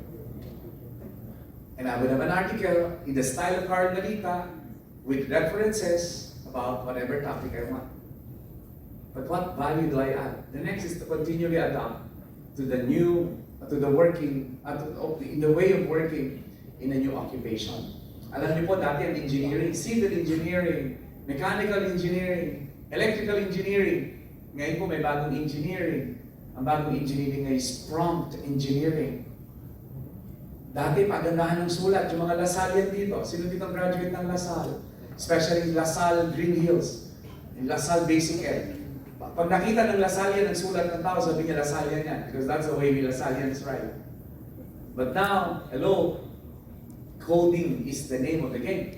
Ang bata ngayon dapat marunong mag-coding. Kasi pag hindi ka marunong mag-coding, you cannot talk to artificial intelligence. And that's a new language. The language between human language and in computer language is coding. That's the connection. That's why if in the future you don't know coding, you may not be literate. Okay? Dati-dati ang literacy, kung marunong ka magbasa, magsulat, magbilang, literate ka na. Ngayon hindi yun. Kailangan ng literacy ngayon, marunong kang matuto, you know how to learn, you know how to unlearn, and you know how to relearn. Ito po yun. At marami pong pag-aaral, if you are interested, napakaraming studies na ginawa, ano yung kailangan sa future na skills. Kasi yun naman ang topic ko today. Pansinin ninyo, ayan cognitive, critical thinking, planning, communication, mental flexibility, interpersonal, dapat marunong ka mag-develop ng relationship, marunong ka mag-work as a team. Leadership, dapat marunong ka mag-lead ng sarili mo. Hindi yung tuturuan ka pa ng iba, hindi initiative. Kanina lang, meron akong desisyong ginawa sa opisina ko. Sabi ng HR ko, sir, maganda po ang evaluation sa kanya. Tinawag ko yung director, kumusta ang evaluation? So, sir, magaling naman po siya. Basta lang po ito sasabihin ko anong gagawin niya. So, okay, sabi ko, okay, let go. Because I never like people who will only be good when they're instructed. Because to me, you should have the initiative. Patingin ang initiative score niya, mababa. Time to let go. Otherwise, pag ni-renew, that means regular. That means that person will be entitled. So the decision point of me as an employer to keep the person was, meron ba siyang initiative? Nung nalaman ko walang initiative, and confirmed by the test, and confirmed by the director, I say, okay, let go. Ganun ka-importante yun. Entrepreneurship, look at that. Goal achievement. Digital, tingnan nyo. Hindi lamang use. Ang importante is ethics. Everybody please say ethics. Louder please, ethics. Ethics. That's the difference of humans who will be better in the future. Those who understand digital ethics. Ikaw ang pinakamagaling na tao, but if you lack that ethics, then you will not be liked. And this is the definition of digital intelligence. Look at that down below. Down below, universal moral values. Hindi kailangan masyado kang matalino, masyado kang magaling, pero kailangan grounded ka in the universal moral values. Because you will challenge the digital life, you will adapt to it. At ang pinakang-importante, sino ang may DQ? Sila yung wise, sila yung competent and future ready. Ang tawag sa kanila digital citizens. Anong kaya nilang gawin? They can use, they can control, and can create technology. Anong purpose nila? Everybody, let's read it together. Ang purpose ng taong digitally intelligent, they are ready to enhance humanity. If this is the goal of technology, there's nothing we should be afraid of technology. And let's not lose hope. Because the best part of human nature is our creativity. Itong tatlong to, ito yung bagay na hindi magagaya sa tao at hindi magagawa ng machine. Number one, everybody read? Number two, nakakaramdam tayo na nararamdaman ng iba. Alam ko, gutom na kayo, kaya minamadali ko kasi ang sarap po ng pagkain sa labas. Number three, pakibasa po, stewardship. Environment. This is what stewardship is all about. Stewardship of the persons with disability. Stewardship of the planet. Stewardship of your own people. And of course, the new collective and moral consciousness based on shared sense of destiny. Gusto natin maging above technology? Let's develop the three. Kasi ito po yung hindi maaagaw sa atin. And as I always close my talk, you have to color outside the lines once in a while if you want to make your life a masterpiece. You only have one life to live. We make a choice to color outside the lines, which means let's innovate. Let's improve humanity with the tools and intelligence that we have. Thank you very much. Maraming salamat.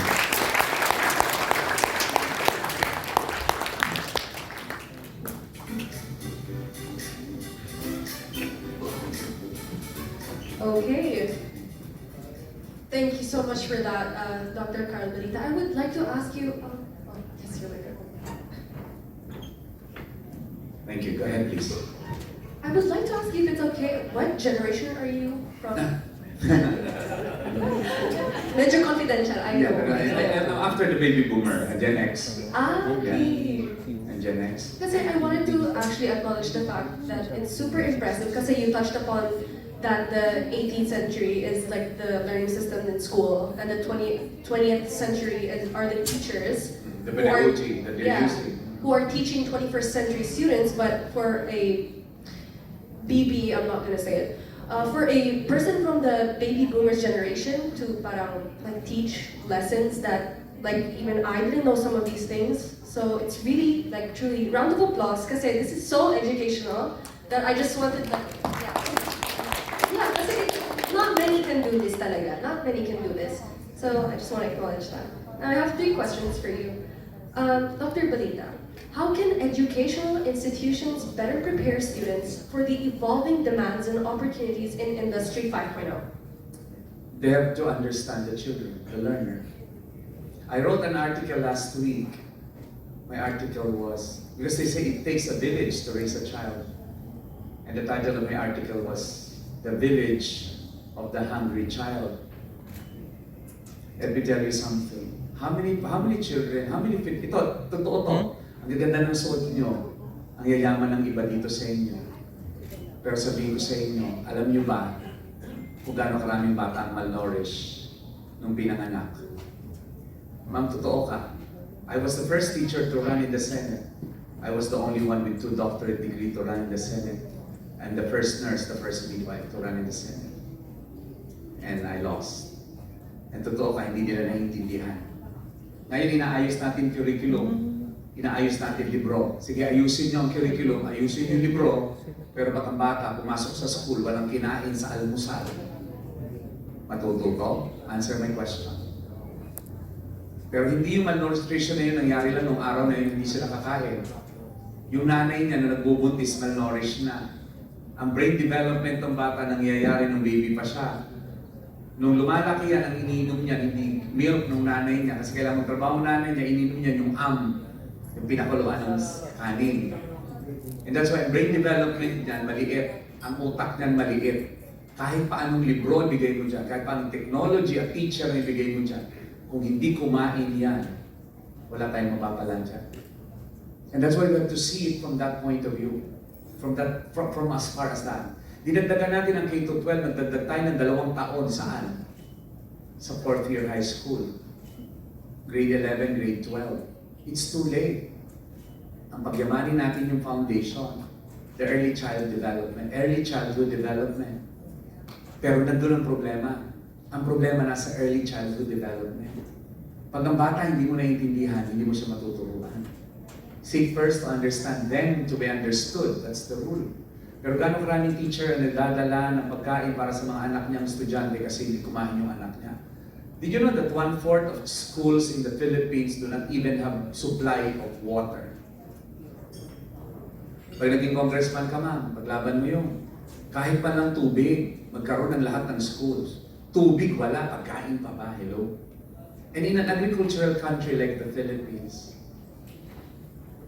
why are we poor? Why are we hungry? Why are we importing fish when the Philippines is the 5th longest shoreline in the world? Did you know that the Philippines is the 5th longest coastline in the world? And yet Philippines is one of the biggest importer of fish. Who taught how to plant rice to Vietnam and India and even China?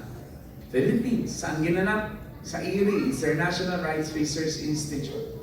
Pero ngayon, sino nag-i-import ng bigas? Tayo. Now, the thing is, are we educating our people enough? Education is the solution to all of this. Bakit hindi kami nananalo matitinong mga kandidato? Ask yourselves. Probably it boils down to education. Yeah? Ako, ang pinakamataas na sweldo sa Pilipinas, uniform, men and women. Good. Anak ko ako ng pulis. Tuwa-tuwa ako nung tumaas ang sweldo nila. Kasi buhay nila ang dala-dala nila sa trabaho nila. Pero kung natin kakalimutan, yung teacher, buhay at future ng bata ang hawak nila. And do you know, isa tayo sa pinakamababang sweldo ng teachers sa buong ASEAN. Now, what's the effect of that? Would the best choose to become teachers? No. Lahat kayo gusto mag-nursing kasi kailangan abroad. Yun ang nangyayari sa atin. So, ma'am, education is really problematic here. If we don't know how to read, we will never know how to learn because reading is the window to learning. Wow. And like I wanted to touch up on one of the points where you mentioned how vital it is for there to be early child development kasi syempre naman that's the foundation as we get older, as the Gen Alpha, Gen Y, Gen Z, as they get older, early child development is totally important talaga. For example, Pag high school yan, wala na exulit. Exactly. And then for example, I wanted to say like when the buildings shake and it doesn't break because of the earthquake, parang dahil because of the strong foundation. Correct. So super important yan talaga. And I have a second question for you. What are the most sought-after skills in today's industrial landscape, and how can students and professionals acquire them? You mentioned Sought-after skills. Sought-after skills. Yes. It's really learning to learn. It's your ability to adapt. For example, I studied as a nurse. But why am I in business? Why am I in education? Because what I learned is to learn. All my awards have nothing to do with my being a nurse. I'm a multi-awarded media personality, and that's because I'm a nurse. I didn't study broadcasting. What did I learn? I learned to learn. That's the most important skill. And learning to learn is learning to think. It's the reflective life, wanting. It's the growth mindset. Everybody, it's the growth mindset. Kaya tayo nandito, gusto pa natin mag-grow, gusto pa natin mag-develop. Pero yung mga nasa labas ng hall na to, tanungin natin ang mga waiters na to, anong pangarap nila? May growth mindset ba sila? Tanungin natin ang traffic enforcers sa baba. Tanungin natin ang farmers. Tatanungin ko kayo, ang farmers ba sa Pilipinas gusto niya maging farmer ang anak niya? Tell me. And the average age of farmers in the Philippines is 58 years old. And if you're a very poor farmer, would you like your children to be farmers as well? Now who's going to produce our food? You see? It's really learning to learn. Now, what should farmers learn to learn? They should learn technology, number one. They should learn entrepreneurship, number two. Na yung product nila, pwede nilang ilagyan ng added value so that it can become more profit. No? It can give them more profit. So it's really about helping who needs most. It's really about learning to learn so that we can grow.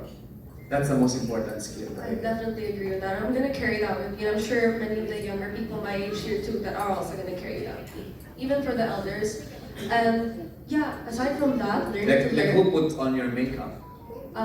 Miss Myra did But over there. I know that in the future you will have to learn how to put on your own makeup. Exactly. And you're learning that. Exactly. Who's doing your nails? Myself. Myself. That these are some growth mindset. And beautiful as you are, if you know how to put makeup to yourself, then you can probably be the celebrity makeup artist in the future. You know what I mean? Could be. And skincare and so on. Ganun lang naman yan. It's growing from where you are, from who you are. Not to reduce you to a makeup artist, but to make you use whatever you're good at for the next level of what you can do. I agree with that 100%. And learning to learn never stops because you never stop learning.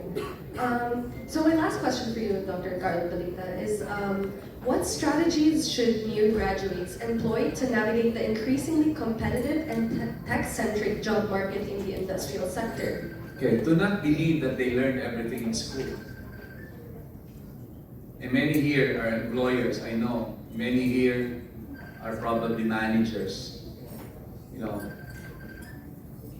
you don't need to be very good in school to succeed in life. That's my message. I did not graduate cum laude, but I was the student president of my student council. I did not learn nursing the way my classmate learned it. I did not top the board, but I am now the producer of Top Notchers. I am now the #1 author of professionals.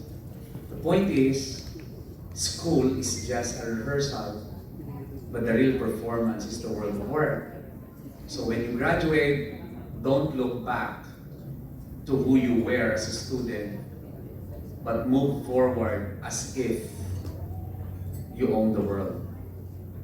That's very important. And finally, don't stop learning, because when you always hunger for learning and you become reflective of everything you do, then you'll become better. Tonight, before I go to bed,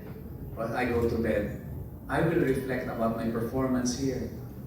And the question that will bring me to sleep is, if I will be given another chance to talk to a group like you for a topic that I gave you, how will I improve it? And that's why it brings me to sleep. Reflect. How do you become better version of the person you are today? Develop the growth mindset. Don't stop learning and believe that you can learn. Because if you stop that, you better die. You better die. Right? Yeah. And I have one last question, but hopefully I get to read your article and explore more on the teachings you do, because it's really inspiring. And aside from congratulating you for the award you'll be receiving tonight, I also want to congratulate you for being you. So a round of applause, Dr. Carl Balita, everyone. Thank you so much. The honor is mine. Thank you.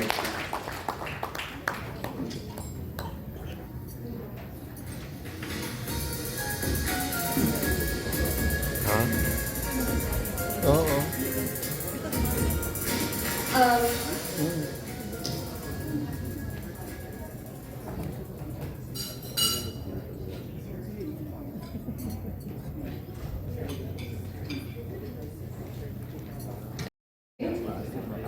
Okay. Please join me in welcoming our next speaker, Atty.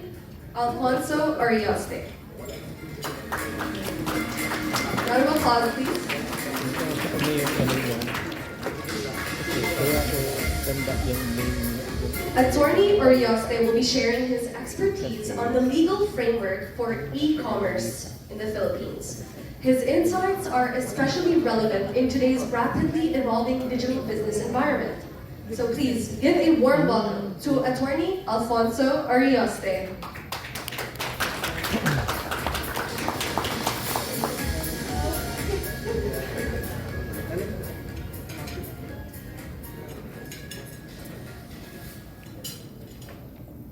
Hello.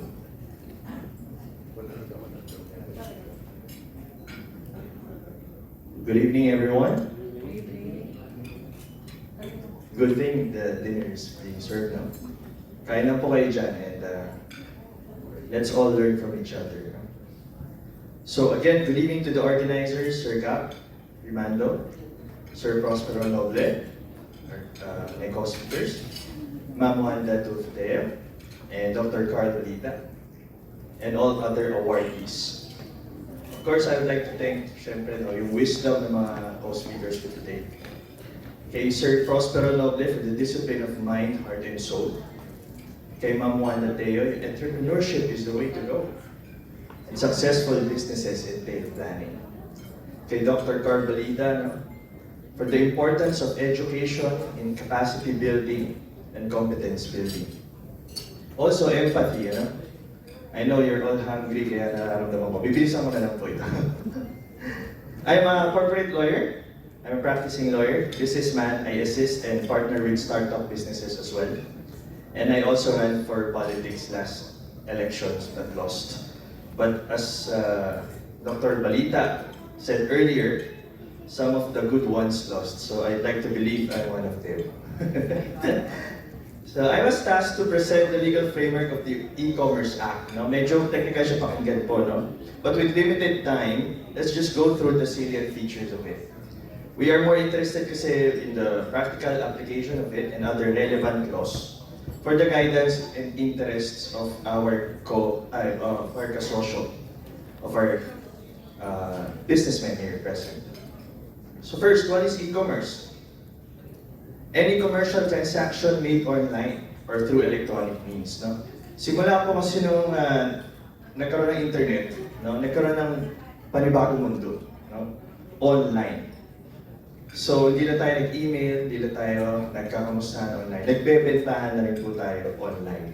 Ano?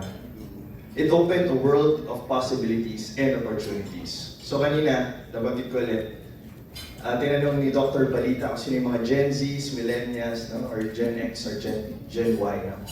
Sino ang mga madadalas online? Actually, wala na po distinction ngayon. According to studies po, halos pares na po yung screen time ng mga baby boomers hanggang alpha, no?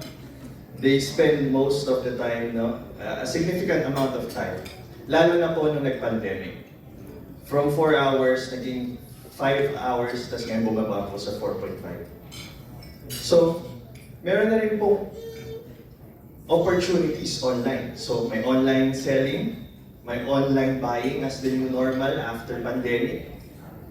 So with the new normal, with the number of users continue growing, Philippines is now a key role player, no, in Southeast Asia in relation to the e-commerce industry.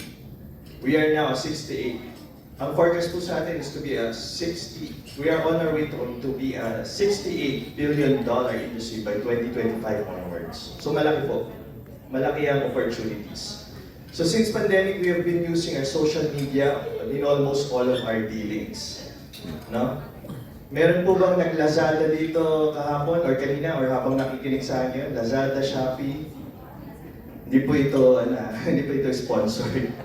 Yun lang po yung naririnig natin palagi. Zalora, Carousel, no? Facebook Marketplace, huwag na po tayo lumayo. Nandiyan na tayo, Facebook Marketplace, madaling bumili, swipe, up and down. Pati sa pagkain po, may Food Panda, may Grab Food, at saka sa pagpapadala ng mga gamit natin, may Lalamove. No? Marami pong mga players. Pati rin po sa services, hindi lang sa goods.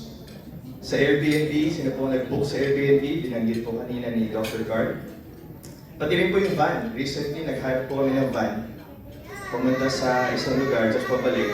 Lahat po yan online transactions lang via Facebook. So marami pong advantages ang pagpasok sa e-commerce, no, online. Meron tayong global audience. Hindi ka lang basta or hindi ka lang limited magbenta dito sa Pilipinas. Madaling magbenta or mag-export palabas sa bansa. It's open 24/7 mga kasosyo, no? Hindi nagsasara yung business mo pag online. Buksan mo lang yung messages mo, maraming pop-up doon, especially pag automated yung mga replies niya. Madaling makapag-transact. Mababa yung maintenance cost and pwede ka mag-ads para may targeted marketing ka. So itong e-commerce act ay na-enact po noong year 2000. Biloy niyo yun, kapapasok lang ng new millennium, meron na tagad tayo e-commerce act. Kaya isa po tayo sa mga palad na magkaroon ng ganitong batas 20 years ago or more than 20 years ago. So E-Commerce Act of 2000 provided legal recognition of electronic documents, signatures, and transactions. It also recognized electronic formation of contracts. It also provided consumer protection laws to ensure fair business practices, to protect consumers from fraud, and governing warranties and product liabilities. So it also protects your data, your private data. Pero gusto ko rin banggitin yung recently enacted law and signed by our President Ferdinand Marcos Jr. Narinig niyo na po ba yung RA 11967 or yung Internet Transaction Act? Na-sign po ito o pinirmahan last December 5, 2023. So this Internet Transactions Act aims to boost and safeguard e-commerce transactions in our country, build trust in the e-commerce, and promote the same in our country, protect consumers against unfair trade practices done online, protect service providers. Alam niyo po yung mga Grab Food, di ba, nababalitaan natin? Pag bumili sila ng pagkain, gamit nila yung pera nila, nai-scam din sila eh. Hindi kinukuha ng mga bumili online. So their stock, meron silang binili worth almost 2,000. Hindi na nila alam kung gagawin. Binibenta nila din sa mga kasama nila. So pati sila, nabibiktima rin ng scam. Which is very unfortunate. No? So ito pong batas ito maganda to protect them also. At ang maganda po dito sa Internet Transactions Act, they are mandated to create yung DTI, no? To create an online business database para po may listahan kung sino yung mga in good standing and setting of liabilities of online merchants, retailers, marketplaces, and digital platforms. So sa mga nabanggit ko po ito, ulit-ulit ako na maraming possibilities, maraming opportunities, marami rin pong challenges. Unang-una na dyan yung online transaction scams. Pag nagpe-Facebook po kayo, maraming makikita kayo na nagbebenta, dealer, supplier po daw siya, and then magpapabayad.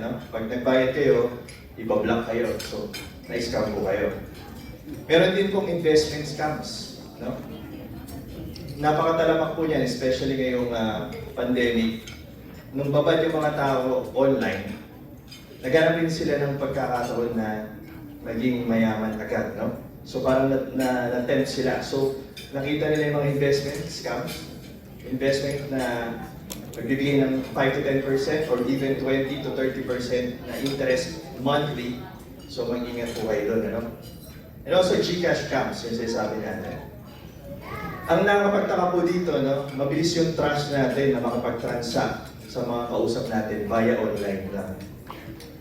At ang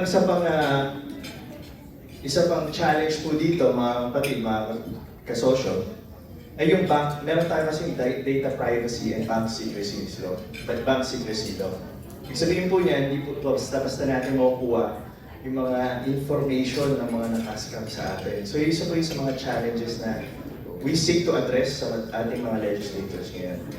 At dahil po dito sa Internet Transactions Act, isa po yan sa mga sinasagot nila. So, what do we do? What do we do after being scammed? Kung sakali ho, huwag naman ho sana, katok na lang tayo, Huwag mo tayo may scam. Pero ano kung gagawin natin kung sakali may scam tayo? Number one, we get evidence, Screenshot niyo po lahat ng mga transactions and conversations niyo para alam natin yung buong picture. Ano?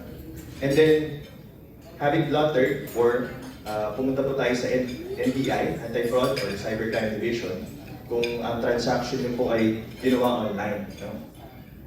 At doon, mas matututuan po ng ating mga buting government authorities kung ano po yung nararapat na gawin. It's either to file complaint or seek for investigation. For OFWs po, may dalig po may mga kasama tayo OFWs. Meron din po kasi mga OFWs na nai-scam online. No? Mahirap po, malayo sila sa Pilipinas. So paano kaya nila hahabulin yung mga dito? They can execute also a special power of attorney dito sa mga kamag-anak nila dito para sila po yung maglakad ng mga court investigation dito sa NBI. I-authorize nyo lang po yung mga kasamahan nyo dito or mga kamag-anak, kaibigan nyo para tumukbo po yung kaso. So what I'm saying here, may mga legal remedies naman po tayo kung sakali na mangyari po ito. Just kailangan lang po talaga natin tiyagain dahil hindi po ito biro. And also, mas maganda na po, no? Yung prevention is better than cure. So, i-prevent na natin. How do we prevent online transaction scams? Ano? Number one, bilang isang abogado, I always tell this to my clients. For us to conduct due diligence. Ano ba ibig sabihin nun? Parang kailangan natin i-check, number one, kung totoo pa or kung legit pa siyang business entity yung mga transactions natin. Ano? Isa po ba siya corporation? Or isa po siya sole proprietorship or individual? We check business documents. Registered po ba siya sa SEC, sa DTI? Or meron po ba siya business permits? If registered, ito po ang kailangan niyo malaman kung pinag-i-invest kayo, ano? Kasi nabanggit ko kanina may mga investment scams, napakatalagang po na yan. Kung registered po siya, check niyo po kung may secondary license siya to invite or solicit investments from third parties, from other people. Kasi hiwalay po ang paghihingi or paghihingi ng investments dun sa SEC registration niya. So yun po ang hahanapin ninyo, ano? So, also, check nyo po kung too good to be true ang mga investment or interest rates niya ng mga nag-aalok sa inyo. Kasi if it's too good to be true, it probably is. Malamang Ponzi scheme po yan. So yun po ang iniiwasan natin. Check also if it requires you to invite other people to join and avail the program or the system. Pag po pinag-invite kayo dito sa pinasukan nyo, malamang po ay may red flag po yan. So isa po yun na titingnan din natin. Meron po ako mga clients today ngayon na na-stuck between the investors and yung mismong nag-invite sa kanya. So siya po nag-invite pa na ibang mga investors para pumasok maglagay ng pera. Not knowing na wala na, tumakbo na yung original incorporators ng kumpanya, malis na, tumakas na. Dala po yung mga pera. So sino nga habulin, mga kasosyo? Siyempre nag-invite, no? Sira na yung pangalan niya sa online, sira na yung pangalan niya sa mga kaibigan niya. Tapos, siya pa yung magiging liable kasi siya yung naging daan. Ngayon, ang palagi natin maririnig sa kanila. Ano pong maririnig nyo sa kanila? Sasabihin nila, biktima lang din ako. So, yun yung unfortunate po na yung mahirap. So, hanggang maaari, iwasan po at pag-aralan natin ang mga investment. And better yet, kung may mga hindi po kayo sigurado sa mga business dealings and transactions, it's better, always better. Lalo na po, no, kung malalaki yung mga transactions ninyo, malalaki talaga. It's always better to seek legal advice and assistance sa mga lawyers para mabasa nila kung ano yung mga fine details ng contract nyo. So kami po sa Orioste and Orioste Law Offices, we provide legal assistance, advice, and representation to business entities. Gaya po ng sinasabi or binibigay ko sa inyong mga advice or mga pointers or mga points to consider now, mas madidetalye po yan pag nag-usap tayo. We also handle corporate housekeeping, government compliance, and corporate accounts. And we assist in conducting due diligence, kaya ko na nabanggit ko kanina. And we also assist in the business and tax compliance or registration. Kung meron po kayong questions or other inquiries, pwede natin pag-usapan namin. And di ko na po patatagalin, I'm sure may mga tanong po kayo. I hope that all of us speakers here have added value in your pursuit of entrepreneurial aspirations, mga kasosyo. Thank you for taking this bold step towards the success of your business. Again, let me take this opportunity to thank everyone, to congratulate the awardees and also my co-speakers. Thank you very much. Magandang gabi po, to God be the glory. Salamat po.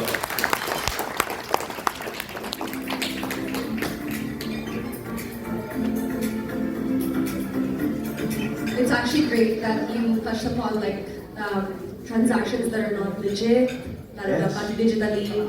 Kasi even nowadays, I'm getting texts from BDO, parang don't click this link, mga ganon. Don't give your OTPs. Yes, exactly. Important po yun, OTPs, pag ipapamigay. Very unique po yan. Okay, so I have 3 questions for you. Sure. My first question is, what are the most significant legal challenges when facing e-commerce businesses in the Philippines today? And how can they navigate these effectively? Ang naisip ko first yung regulation. Kasi may mga specific businesses tayo sa Pilipinas that we need to register, we need secondary licenses. For example, if you're selling food or cosmetics, di ba? Food, you need to, for example, meat. You need the license from the National Meat Inspection Services. For food, Food and Drug Administration. Diba? Yung mga pampaganda, yung mga gamot. Ang downside na nakikita ko dahil sobrang open ng digital space, marami rin mga sellers na hindi registered, they just sell. They can make their own concoction ng pampaputi, na bagay kanina, and they can sell it. So, sino hahabulin ngayon kung, for example, nagkaroon ng allergy or rashes? Sasabihin lang ni seller, I just sold it to you, ganyan. So, mahirap habulin. Number 1, regulation. And number 2, yung legal process. Medyo mahirap due to our data privacy laws and bank secrecy laws na makakuha yung mga details na pinagbayaran. So, yun yung mga challenges natin yan. And good thing with the Internet Transactions Act recently signed, they're creating an e-commerce bureau para ma-take note kung sino yung mga businesses na legit yan. So, at least magkakaroon ng confidence yung mga consumers kung saan sila bibili. That's true, that's true. My second question for you is, can you elaborate on the specific laws and regulations in the Philippines that directly impact e-commerce operations, especially for small and medium-sized enterprises? Alright, for small and medium sized businesses, no? We have the Ease of Doing Business Act. So it seeks to lessen the bureaucracy and the red tape in registering your business. So kung sakaling you need to register your business, mabilis na siya. Number 2, meron ding financial grants na binibigay sa mga aspiring entrepreneurs through our SME Act, or Small to Medium Enterprise Act. No? The government values the small businesses and just have to apply para magkaroon ka ng grant. So in those cases, I think yun yung mga relatives sa mga small and medium-sized businesses natin. Okay, and for my last question, Sure. what are the key legal considerations for startups entering the e-commerce space in the Philippines, and how should they prepare to comply? Okay. First, you just have to know yung business type. Whether you like it to start a corporation or via a sole proprietorship business. So, kapag corporation, of course, we know i-register yan sa Securities and Exchange Commission.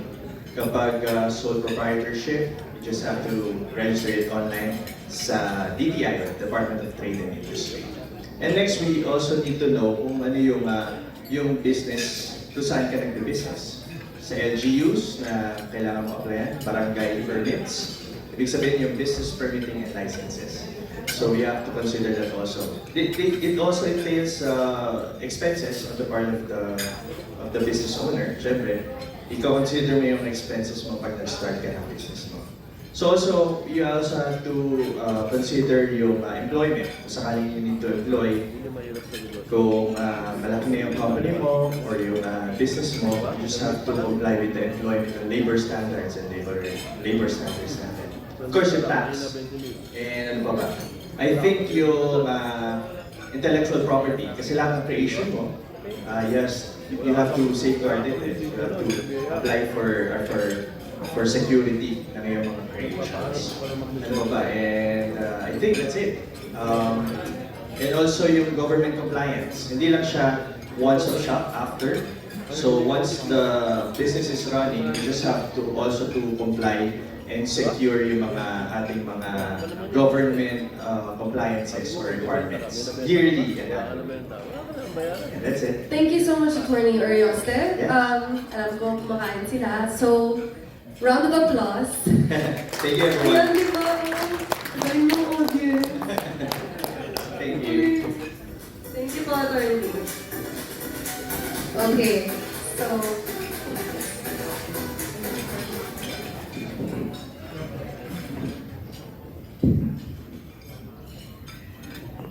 And now, it is with great honor that we present Director Solaire Sakar.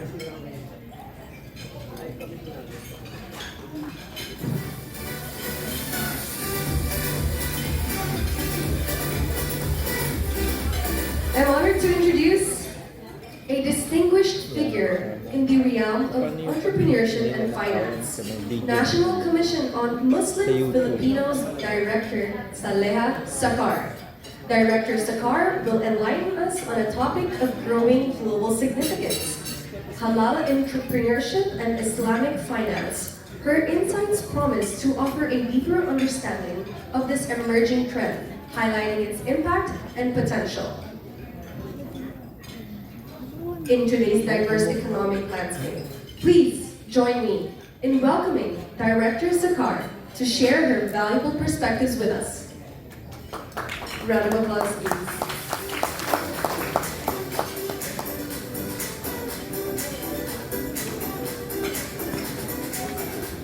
Okay lang, sir. Okay lang.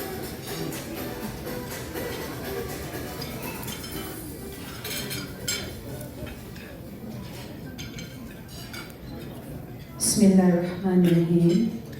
Assalamualaikum warahmatullahi ta'ala wa barakatuhu. A pleasant evening to everyone. It is an honor and privilege to be one of your speakers in today's event, especially representing the Bangsamoro. As I was tasked to talk about emerging the trend on halal entrepreneurship and Islamic finance, promoting ethical business practices, and the same has the big potential to sustainable economy.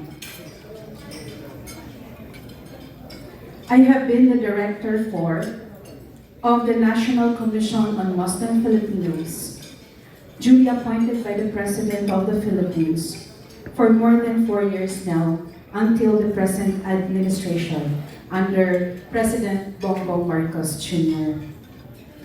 And it was during my time when the Regional Halal Programs Management Committee is established by the Commission, and I am designated to be the chair by virtue of a Commission in Bank Resolution.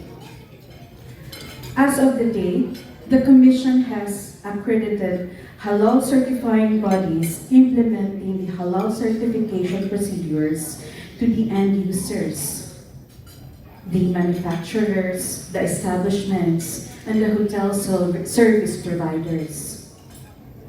In today's present setting, the halal products in the market have increased.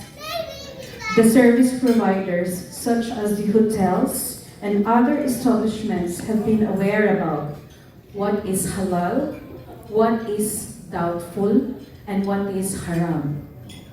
The halal economy comprises of Islamic banking and finance and the halal industry. Global halal economy plays a vital role to uplift the global halal economy, to uplift the economic stability. May I repeat it again? I'm sorry for that. The global halal economy plays a vital role to uplift the economic stability of a country. The global halal food industry is expected to hit almost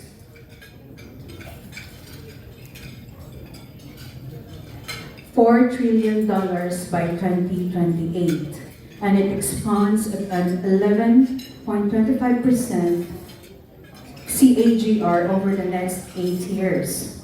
Halal economics is an economic system that does not only address business proceedings, but also the welfare of society and the environment. Muslim entrepreneurs are entrepreneurs who always act in accordance with Islamic principles and values. This means these entrepreneurs are persons who invest not only in economic, social, and environmental meaning, but beyond that in seeking gifts from Allah.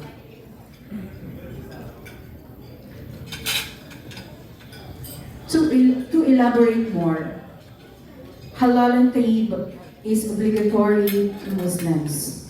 Halal and tayyiban are both Arabic terms, which means permissible in Islam. In the most recent census, 90% of the population of the Philippines are Christianity, and 6.01% of the population are Muslims. Now, why do I have to point out the population? Because halal is based in Islamic law, and therefore, practicing Muslims are minority in the Philippines. However, Muslims and non-Muslims are both consumers of halal. In reiteration, halal is for everyone. Halal based in the Quran do not prohibit anyone from consumption. But what are prohibited among us, the Muslims only, are haram. In Islamic law, practicing Muslims will be sanctioned if they consume haram. However, here in the Philippines, the consumption of haram by practicing Muslims are not penalized. Though the Regional Halal Programs Management Committee of the Commission proposed halal ordinances in their respective regions to implement or to sanction those serving haram to our Muslims, to our Muslim brothers and sisters, and the misuse of the halal logo. In the Philippines, what we have adopted from Islamic law is the Code of Muslim Personal Law based on Mu'amala, which is the Presidential Decree 10883 or 1083. Before I end my speech tonight, I would like to point out and extend my appreciation to the organizer of the event. I have appreciated how did you lay out the programs to help our business owners in the Philippines, especially pointing out the legal aspects now, what is halal certification and businesses. So it is very important for us to put this together in one setting, in this kind of program, so that the network of our business owners will be addressed or catered as well. So with this, I would also like to congratulate my fellow speakers and the awardees for tonight. I am very privileged and happy that I have been acquainted with the different sectors, not only in the government, but also in the private sector. So, allow me to end with a prayer. Almighty Allah, that the words which we have heard this day with our outward ears may through thy grace be so grafted inwardly in our hearts, that they may bring forth in us the fruits of good living to honor and praise Allah. Shukran and Assalamu alaikum wa rahmatullahi ta'ala wa barakatuhu.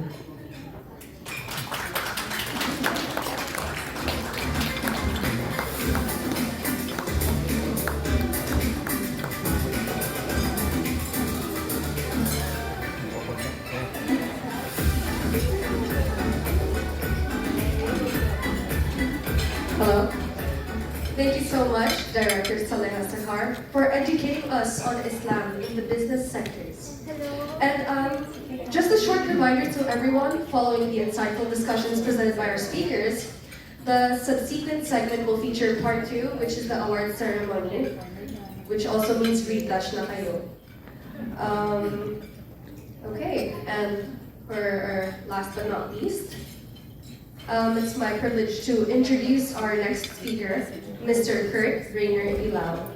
From humble beginnings as a sidewalk vendor's son to becoming the CEO of Powerhouse and Fourth Cent, Mr. Ilao's journey is a testament to resilience and determination. At just 23 years old, he has not only built successful businesses, but has also become a beacon of hope and inspiration, especially for the youth. Tonight, Mr. Ilao will share his insights on resilient leadership in modern entrepreneurship, drawing from his remarkable journey and the lessons learned along the way. Please join me in welcoming a true embodiment of perseverance and innovation, Mr. Reigneir Ilao.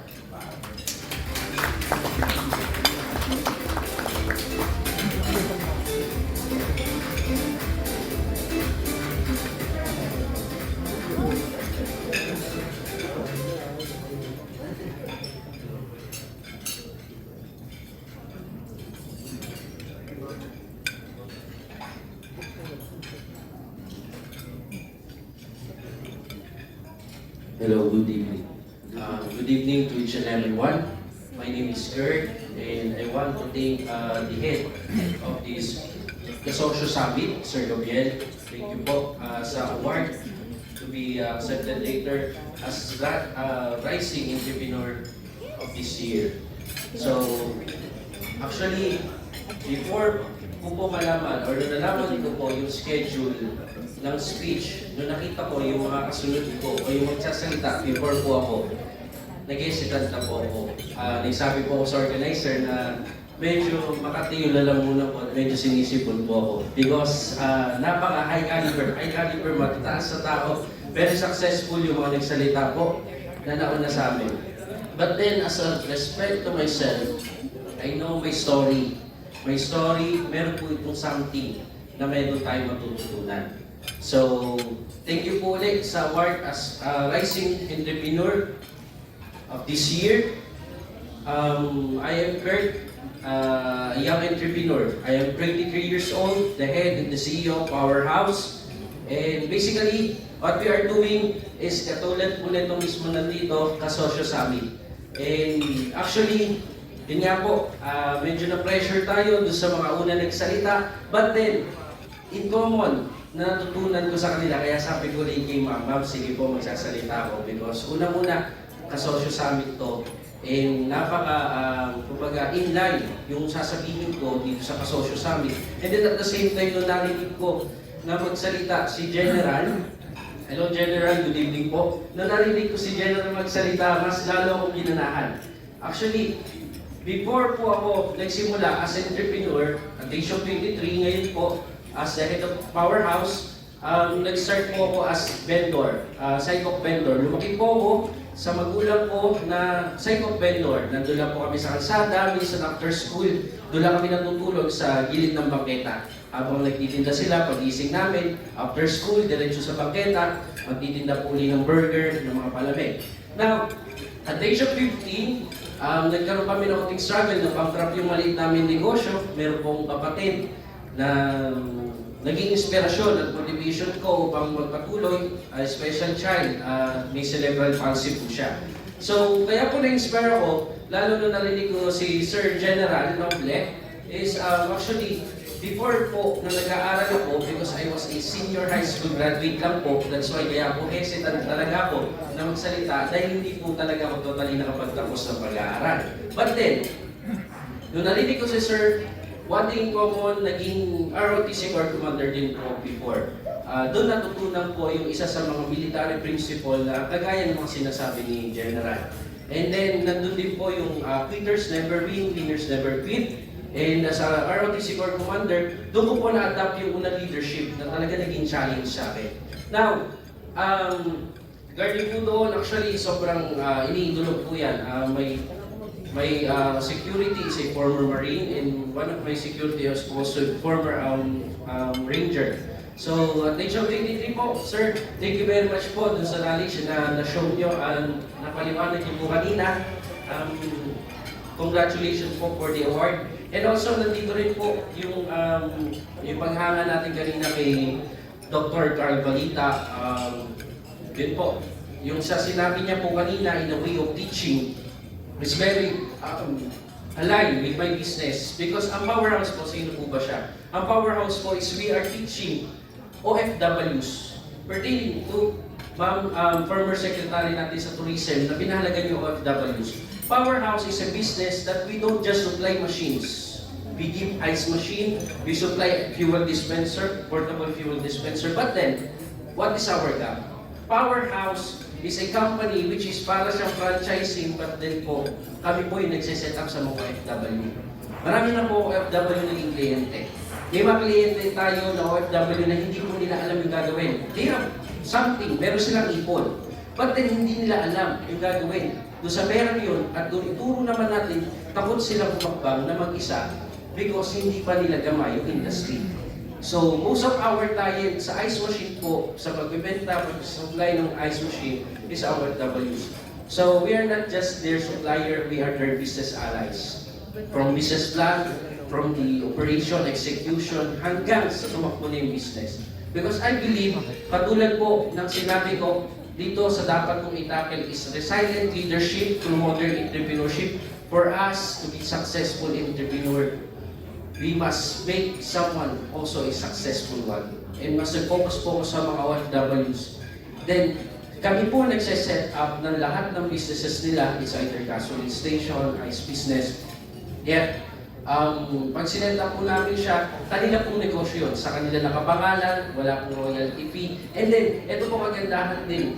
Bilang sa pagtulong, sabi nga natin, we're not just doing business, we are helping other people. What is their backup plan? So, meron akong kliyente na hindi talaga nag-workout kasi meron siyang priority, nag-change of plan. Binay-out namin yung investment, yung machine niya, kung magkano yung mismo nilabas niya, even the expenses, binalik namin sa kanya yung pera at kinuha namin yung machine. Because every one of us, we want to try a business. Kung hindi tayo mag-fail, alam ko mas marami sa atin magta-try. But then our company is offering something na makakatulong sa kanila na mas magiging o possible maging successful sila because of our help. And if they cannot manage the business, worst comes to worst, yung investment po nila is kinukuha po namin, binabalik namin yung pera nila, and then yung machine, ino-operate na lang po namin. So I believe the best thing as a being a leader is to let some people who na kailangan po ng tulong and make them successful too. So at the age of 23, hindi pa man po tayo ganun kasensado, hindi pa man tayo ganun ka-successful, but then we are proud na meron tayong puso, meron tayong mission na manguna dito sa lideratong ito, natulungan itong mga tao ito, at naniniwala po ko na ito po ay makakaya po sa tulong po ng mga tao kumikilala at tumutulong sa atin, gaya po nitong KASOSYO Award. And mas napapalawak po natin yung ating advokasya, mas napapalawak po natin yung ating programa. And I believe na ito pong award na to, truly, na para po sa akin yung taon as Rising Entrepreneur of this year, because tumaas po tayo, nag-rise po tayo because of lifting others too. And then, yun po yung ginagawa ng business ko, ng Powerhouse, as the head of the company, as the CEO, from side of vendor, into a corporate or into a company CEO and president, helping others to become successful in their own line of business. Thank you very much.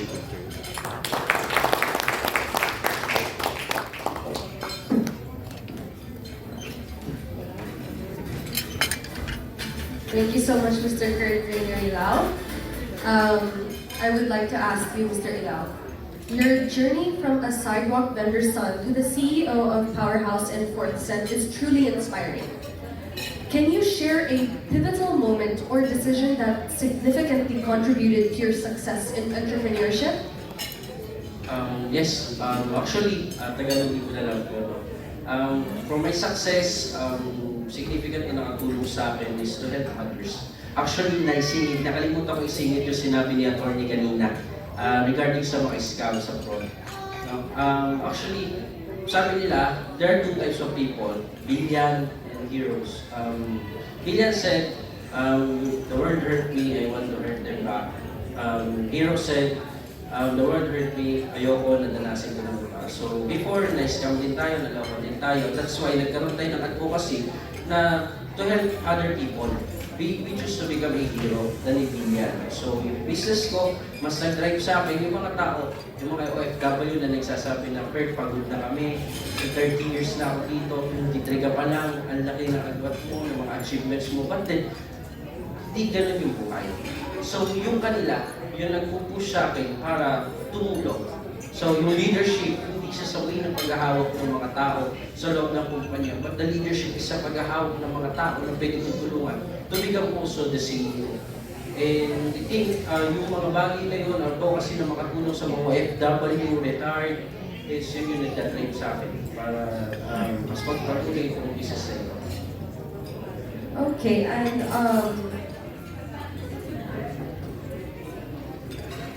wait lang po.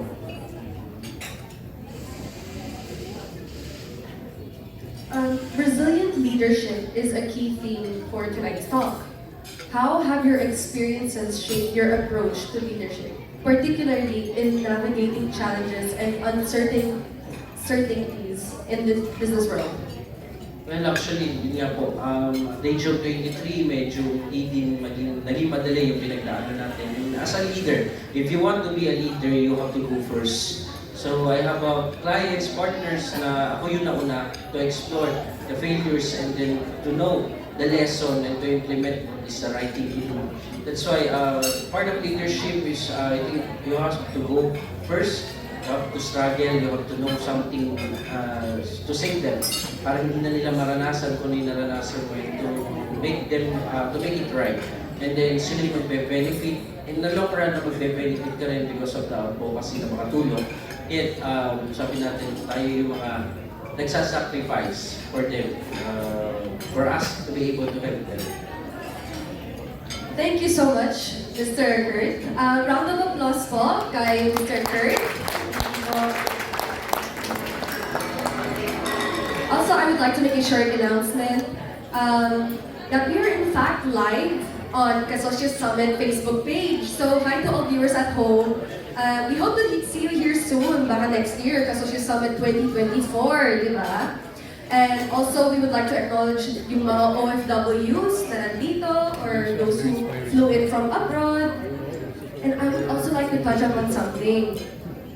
Remember earlier, si Ms. Wanda has blessed us with insights of wellness in business, self-care, and retouching after eating.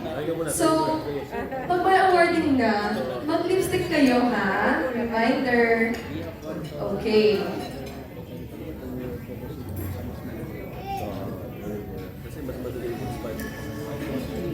I would like to call upon our visionary founder of KASOSYO Summit 2023, Mr. Gabriel John Rimando, to be giving out the awards. And Miss Camille Joy Rimando as well, of course.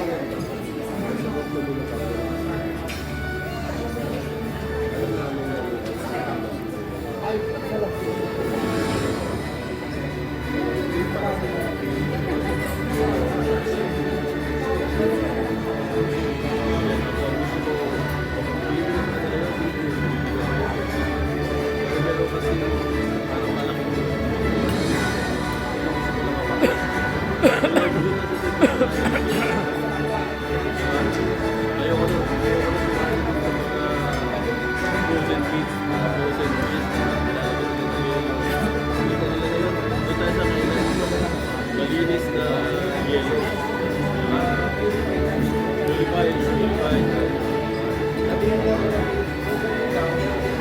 Nag-lipstick na ba kayo? Hair gel, ganon. Following this awarding, we would also like to recognize some notable Filipinos who have made significant contributions to the business sector. Please join us in congratulating them as we present these awards. I would like to call upon stage Mary Rose and Maurice Del Rio for the Wellness Innovation Award. Okay, so we're gonna call them later. Maran Somotia, Corporate Compassion Award.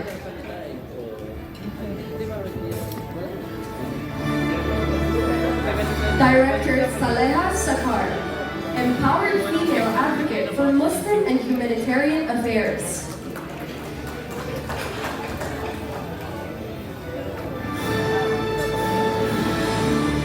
Alona Bazar Lelo.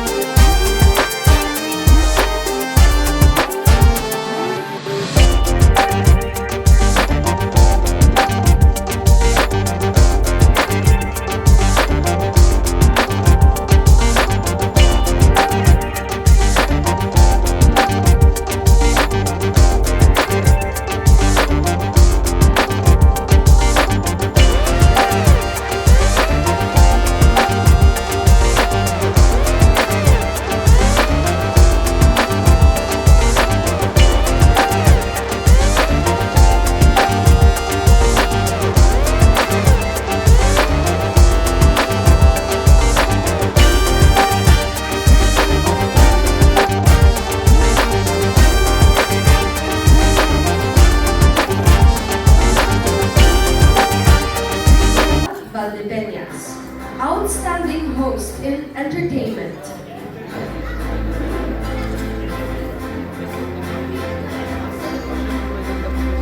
Krista Colarina, also known as Krista, the Comic Empress, Most Outstanding and Remarkable Stand-Up Comedian of the Year.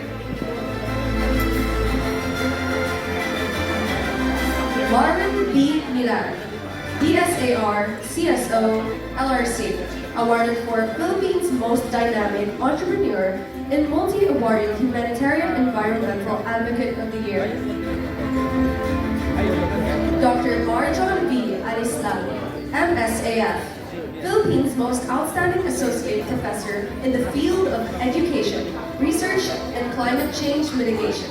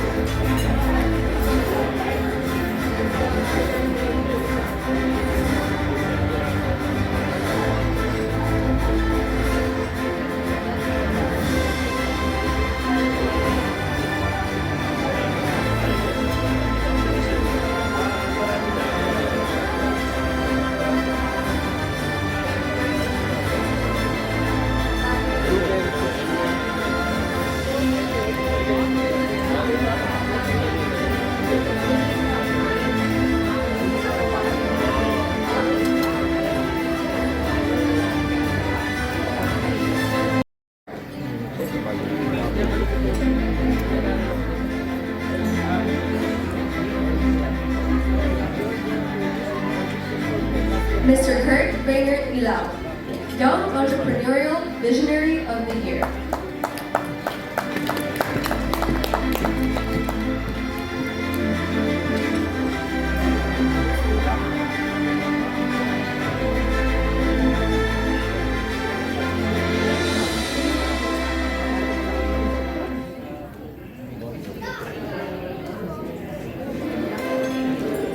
Brian Gregory Yagi, Most Promising Youth Leader, an Empowered in Leadership Award, Inspired Youth Advocate for Environment, Elderly Care, LGBTQ+ Equality.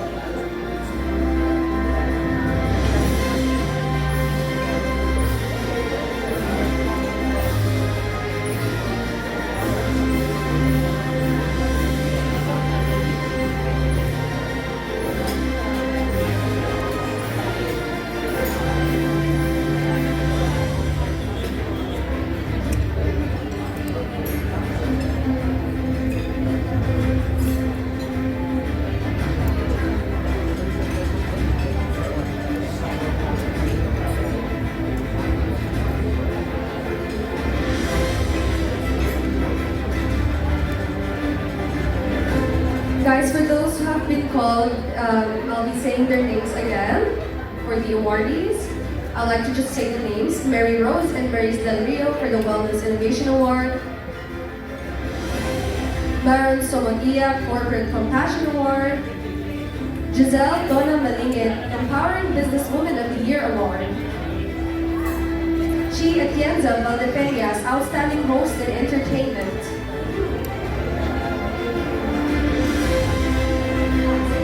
I would like to call upon again si Ma'am Chi Atienza Valdepeñas for Outstanding Host in Entertainment.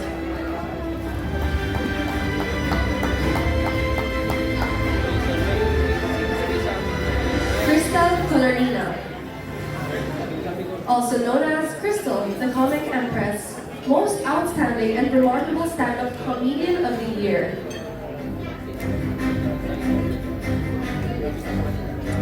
Marvin B. Milar.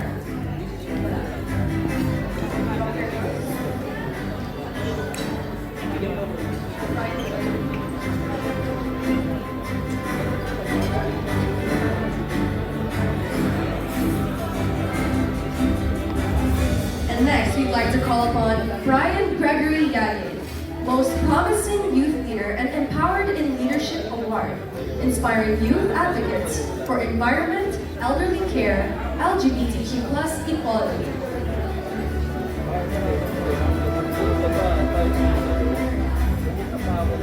We'd like to call upon stage Miss Lynette Garay Sardena, Brand Ambassador and Model of the Year.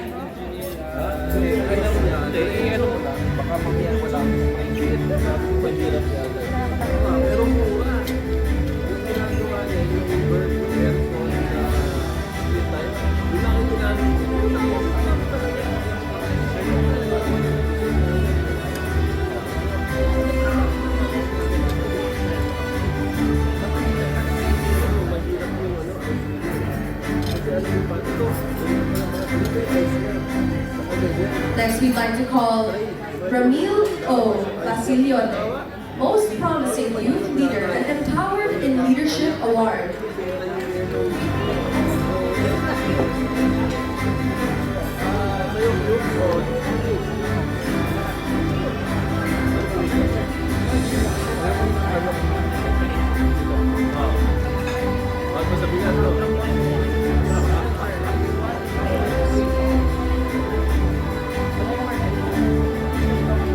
And next we have Jinizel Andrea B. Kubaku, Most Inspiring Promising Young Entrepreneur and Innovative PNU Artist.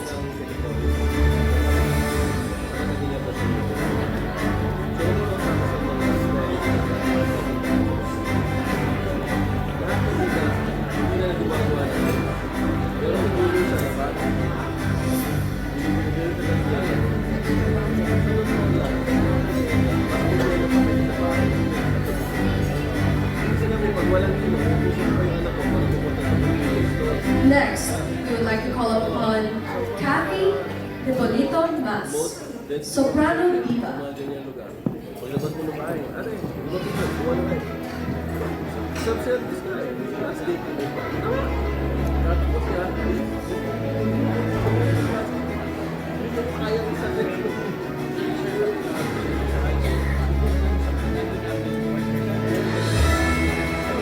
Next, we would like to call upon stage Yoyoy ng Cavite, most inspiring, promising, and remarkable artist, event performer, novelty singer of the year.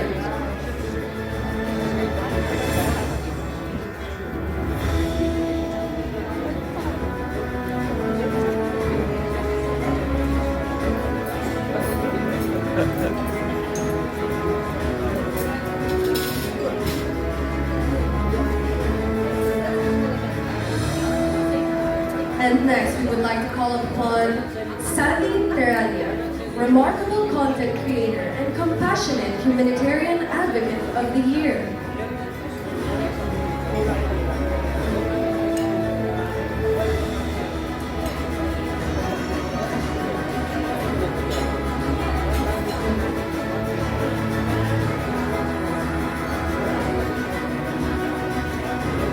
Next, we would like to call upon Belle Surara, Best Female Broadcaster of the Year.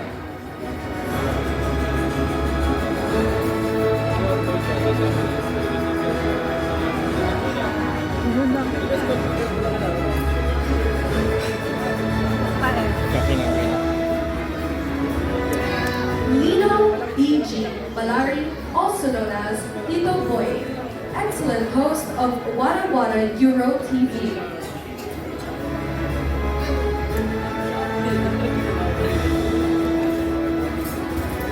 The Visual Corp Innovation Excellence Award.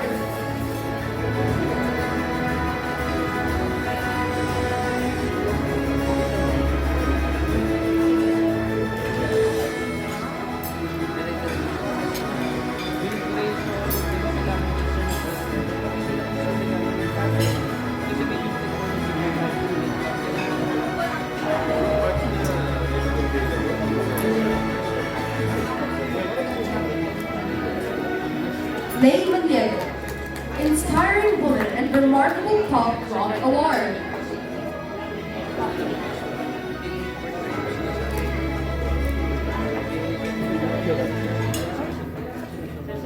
Now we would like to call upon Wedge Kudyama, Best Male Broadcaster of the Year. Binibinimin.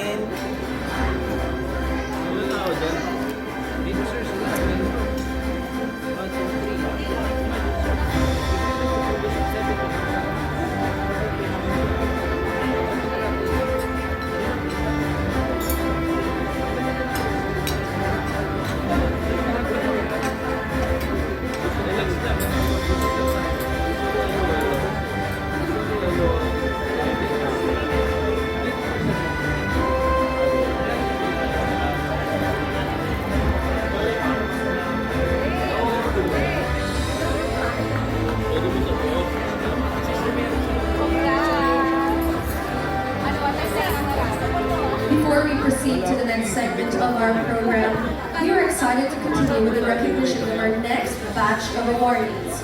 These individuals represent the pinnacle of success in the business industry, having played a vital part in shaping and advancing our economic landscape. Their achievements and contributions are a source of inspiration to us all. Let's give them the recognition they truly deserve. We would like to call upon Media House Express, Best Entertainment Coverage. Thank you po. Let me know pa galing tayo.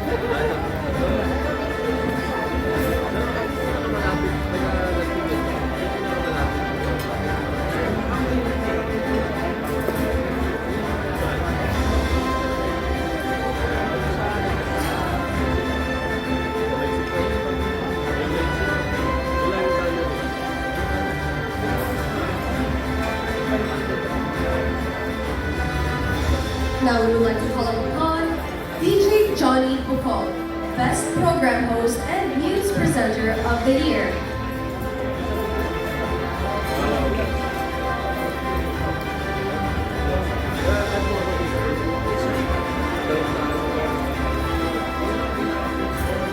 like to call upon stage Teofilo Desago, Petro. Wala na yan. You merge family and business. Hindi na sa work-life balance. Work-life integration. AJ Thompson, International Sales Excellence Award.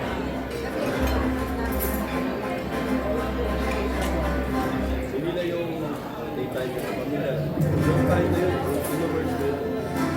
Yung sa punto na papunta sa business meeting, magkasama kayo. Ikaw nagkakasya sila naglalaro sa time mo.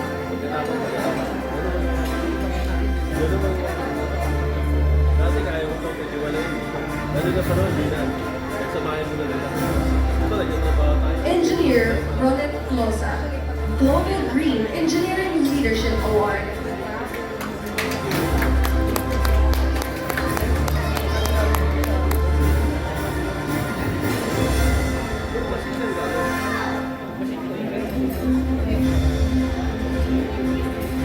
Ay, ito pala tayo. Kasi most of the time, when space sila. Isa po, natapos yung pwede rin magpagin agad. Marlon Climaco, Real Estate Mastery Award. Yun na nga.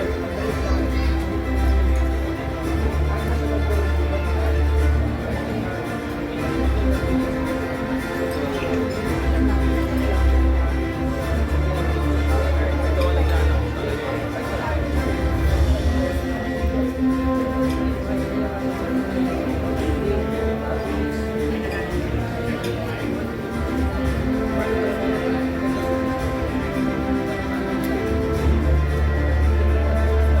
Mark Legaspi, Visionary Business Leadership Award.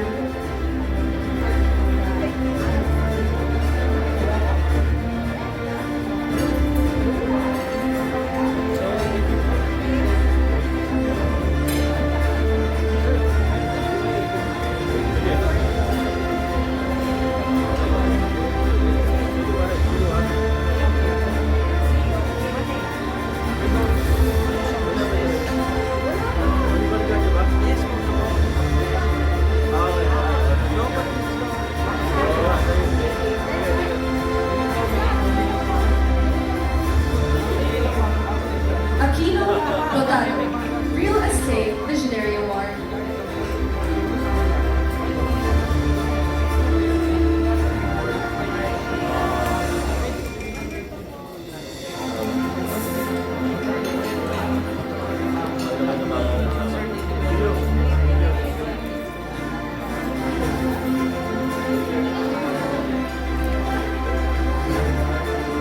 Geoffrey Salatan, Tourism Innovation Leadership Award.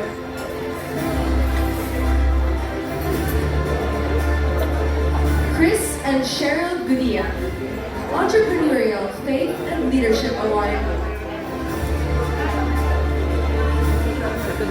Flor de Liza Suba Ele, Passion Driven Leadership Accolade.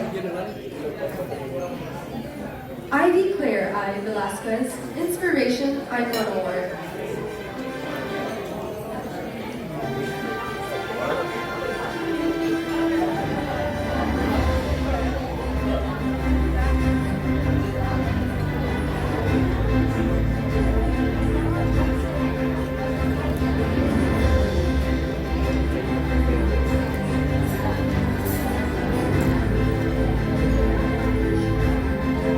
John Ace Ermac, Advertising Innovator Award.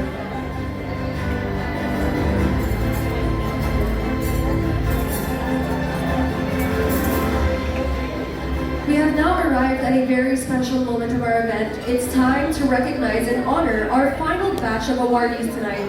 These distinguished individuals have made remarkable contributions in their respective fields, and their achievements are a testament to the relentless spirit and ingenuity of those leading the way in our business community. Let's give them the applause and recognition they so richly deserve.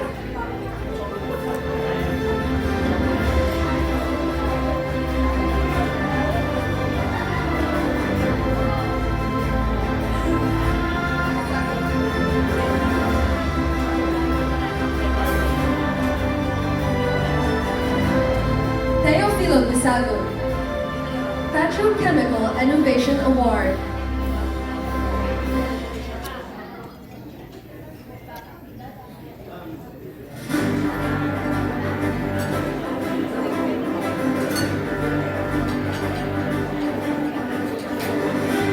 Rose Ann Marie Inanoria, Entrepreneurial Excellence Award.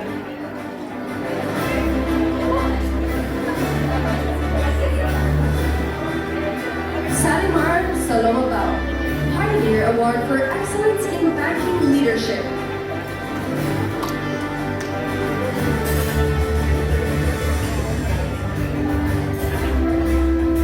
Josh Vasquez, Outstanding Achievement in Regional Sales Leadership with Philippine Airlines.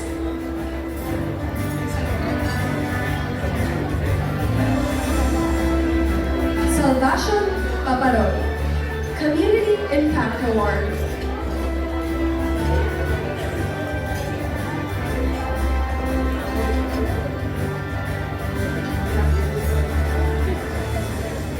Carmela Betonio, Music and Billboard Excellence Award.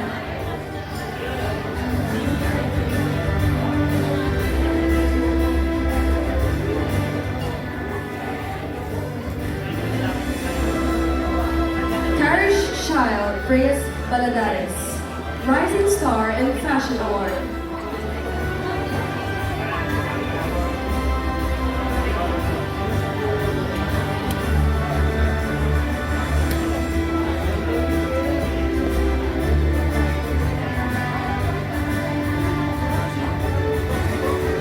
Cara David, Iconic and Exemplary Female Journalist of the Year.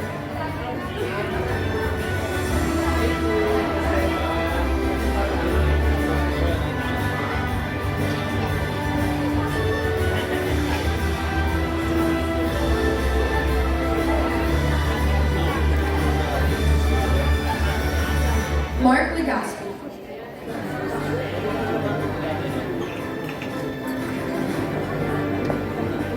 Ronald Lauvina, CNE Publishing Inc. Outstanding Achievement in Sales and Leadership Award. Picture mo ako. Billy Joseph Atienza, Pioneering Excellence in Hospitality Education.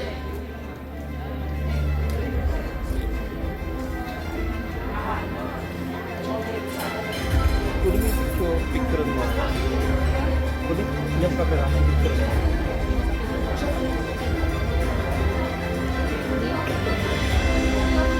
Dali lang ha.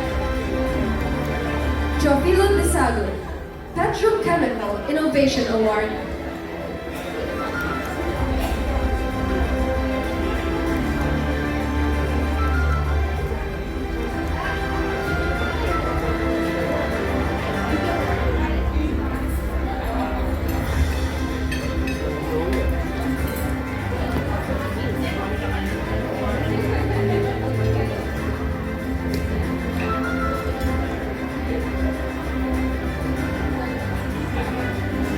Background siya.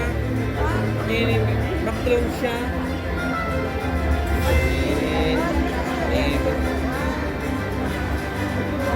Teofilo Desago, Petrochemical Innovation Award.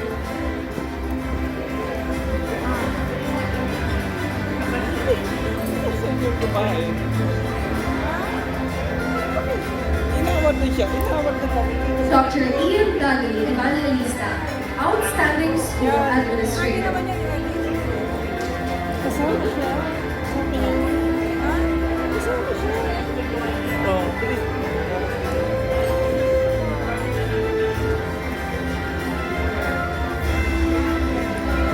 And now, it's time to extend our heartfelt thanks to our sponsors.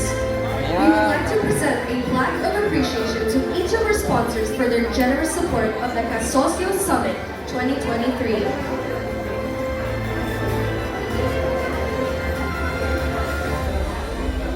Thank you to our sponsor, Philippine Airlines.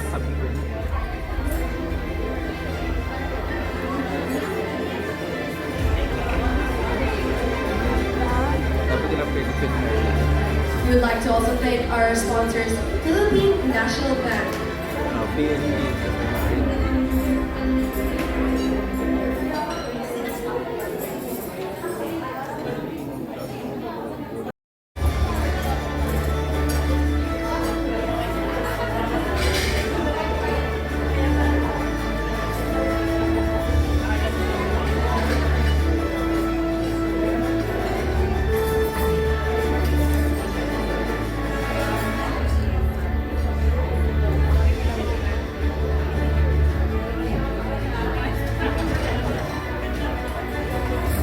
we'd like to call upon stage Mary Rose and Maris Del Rio, Wellness Innovation Award.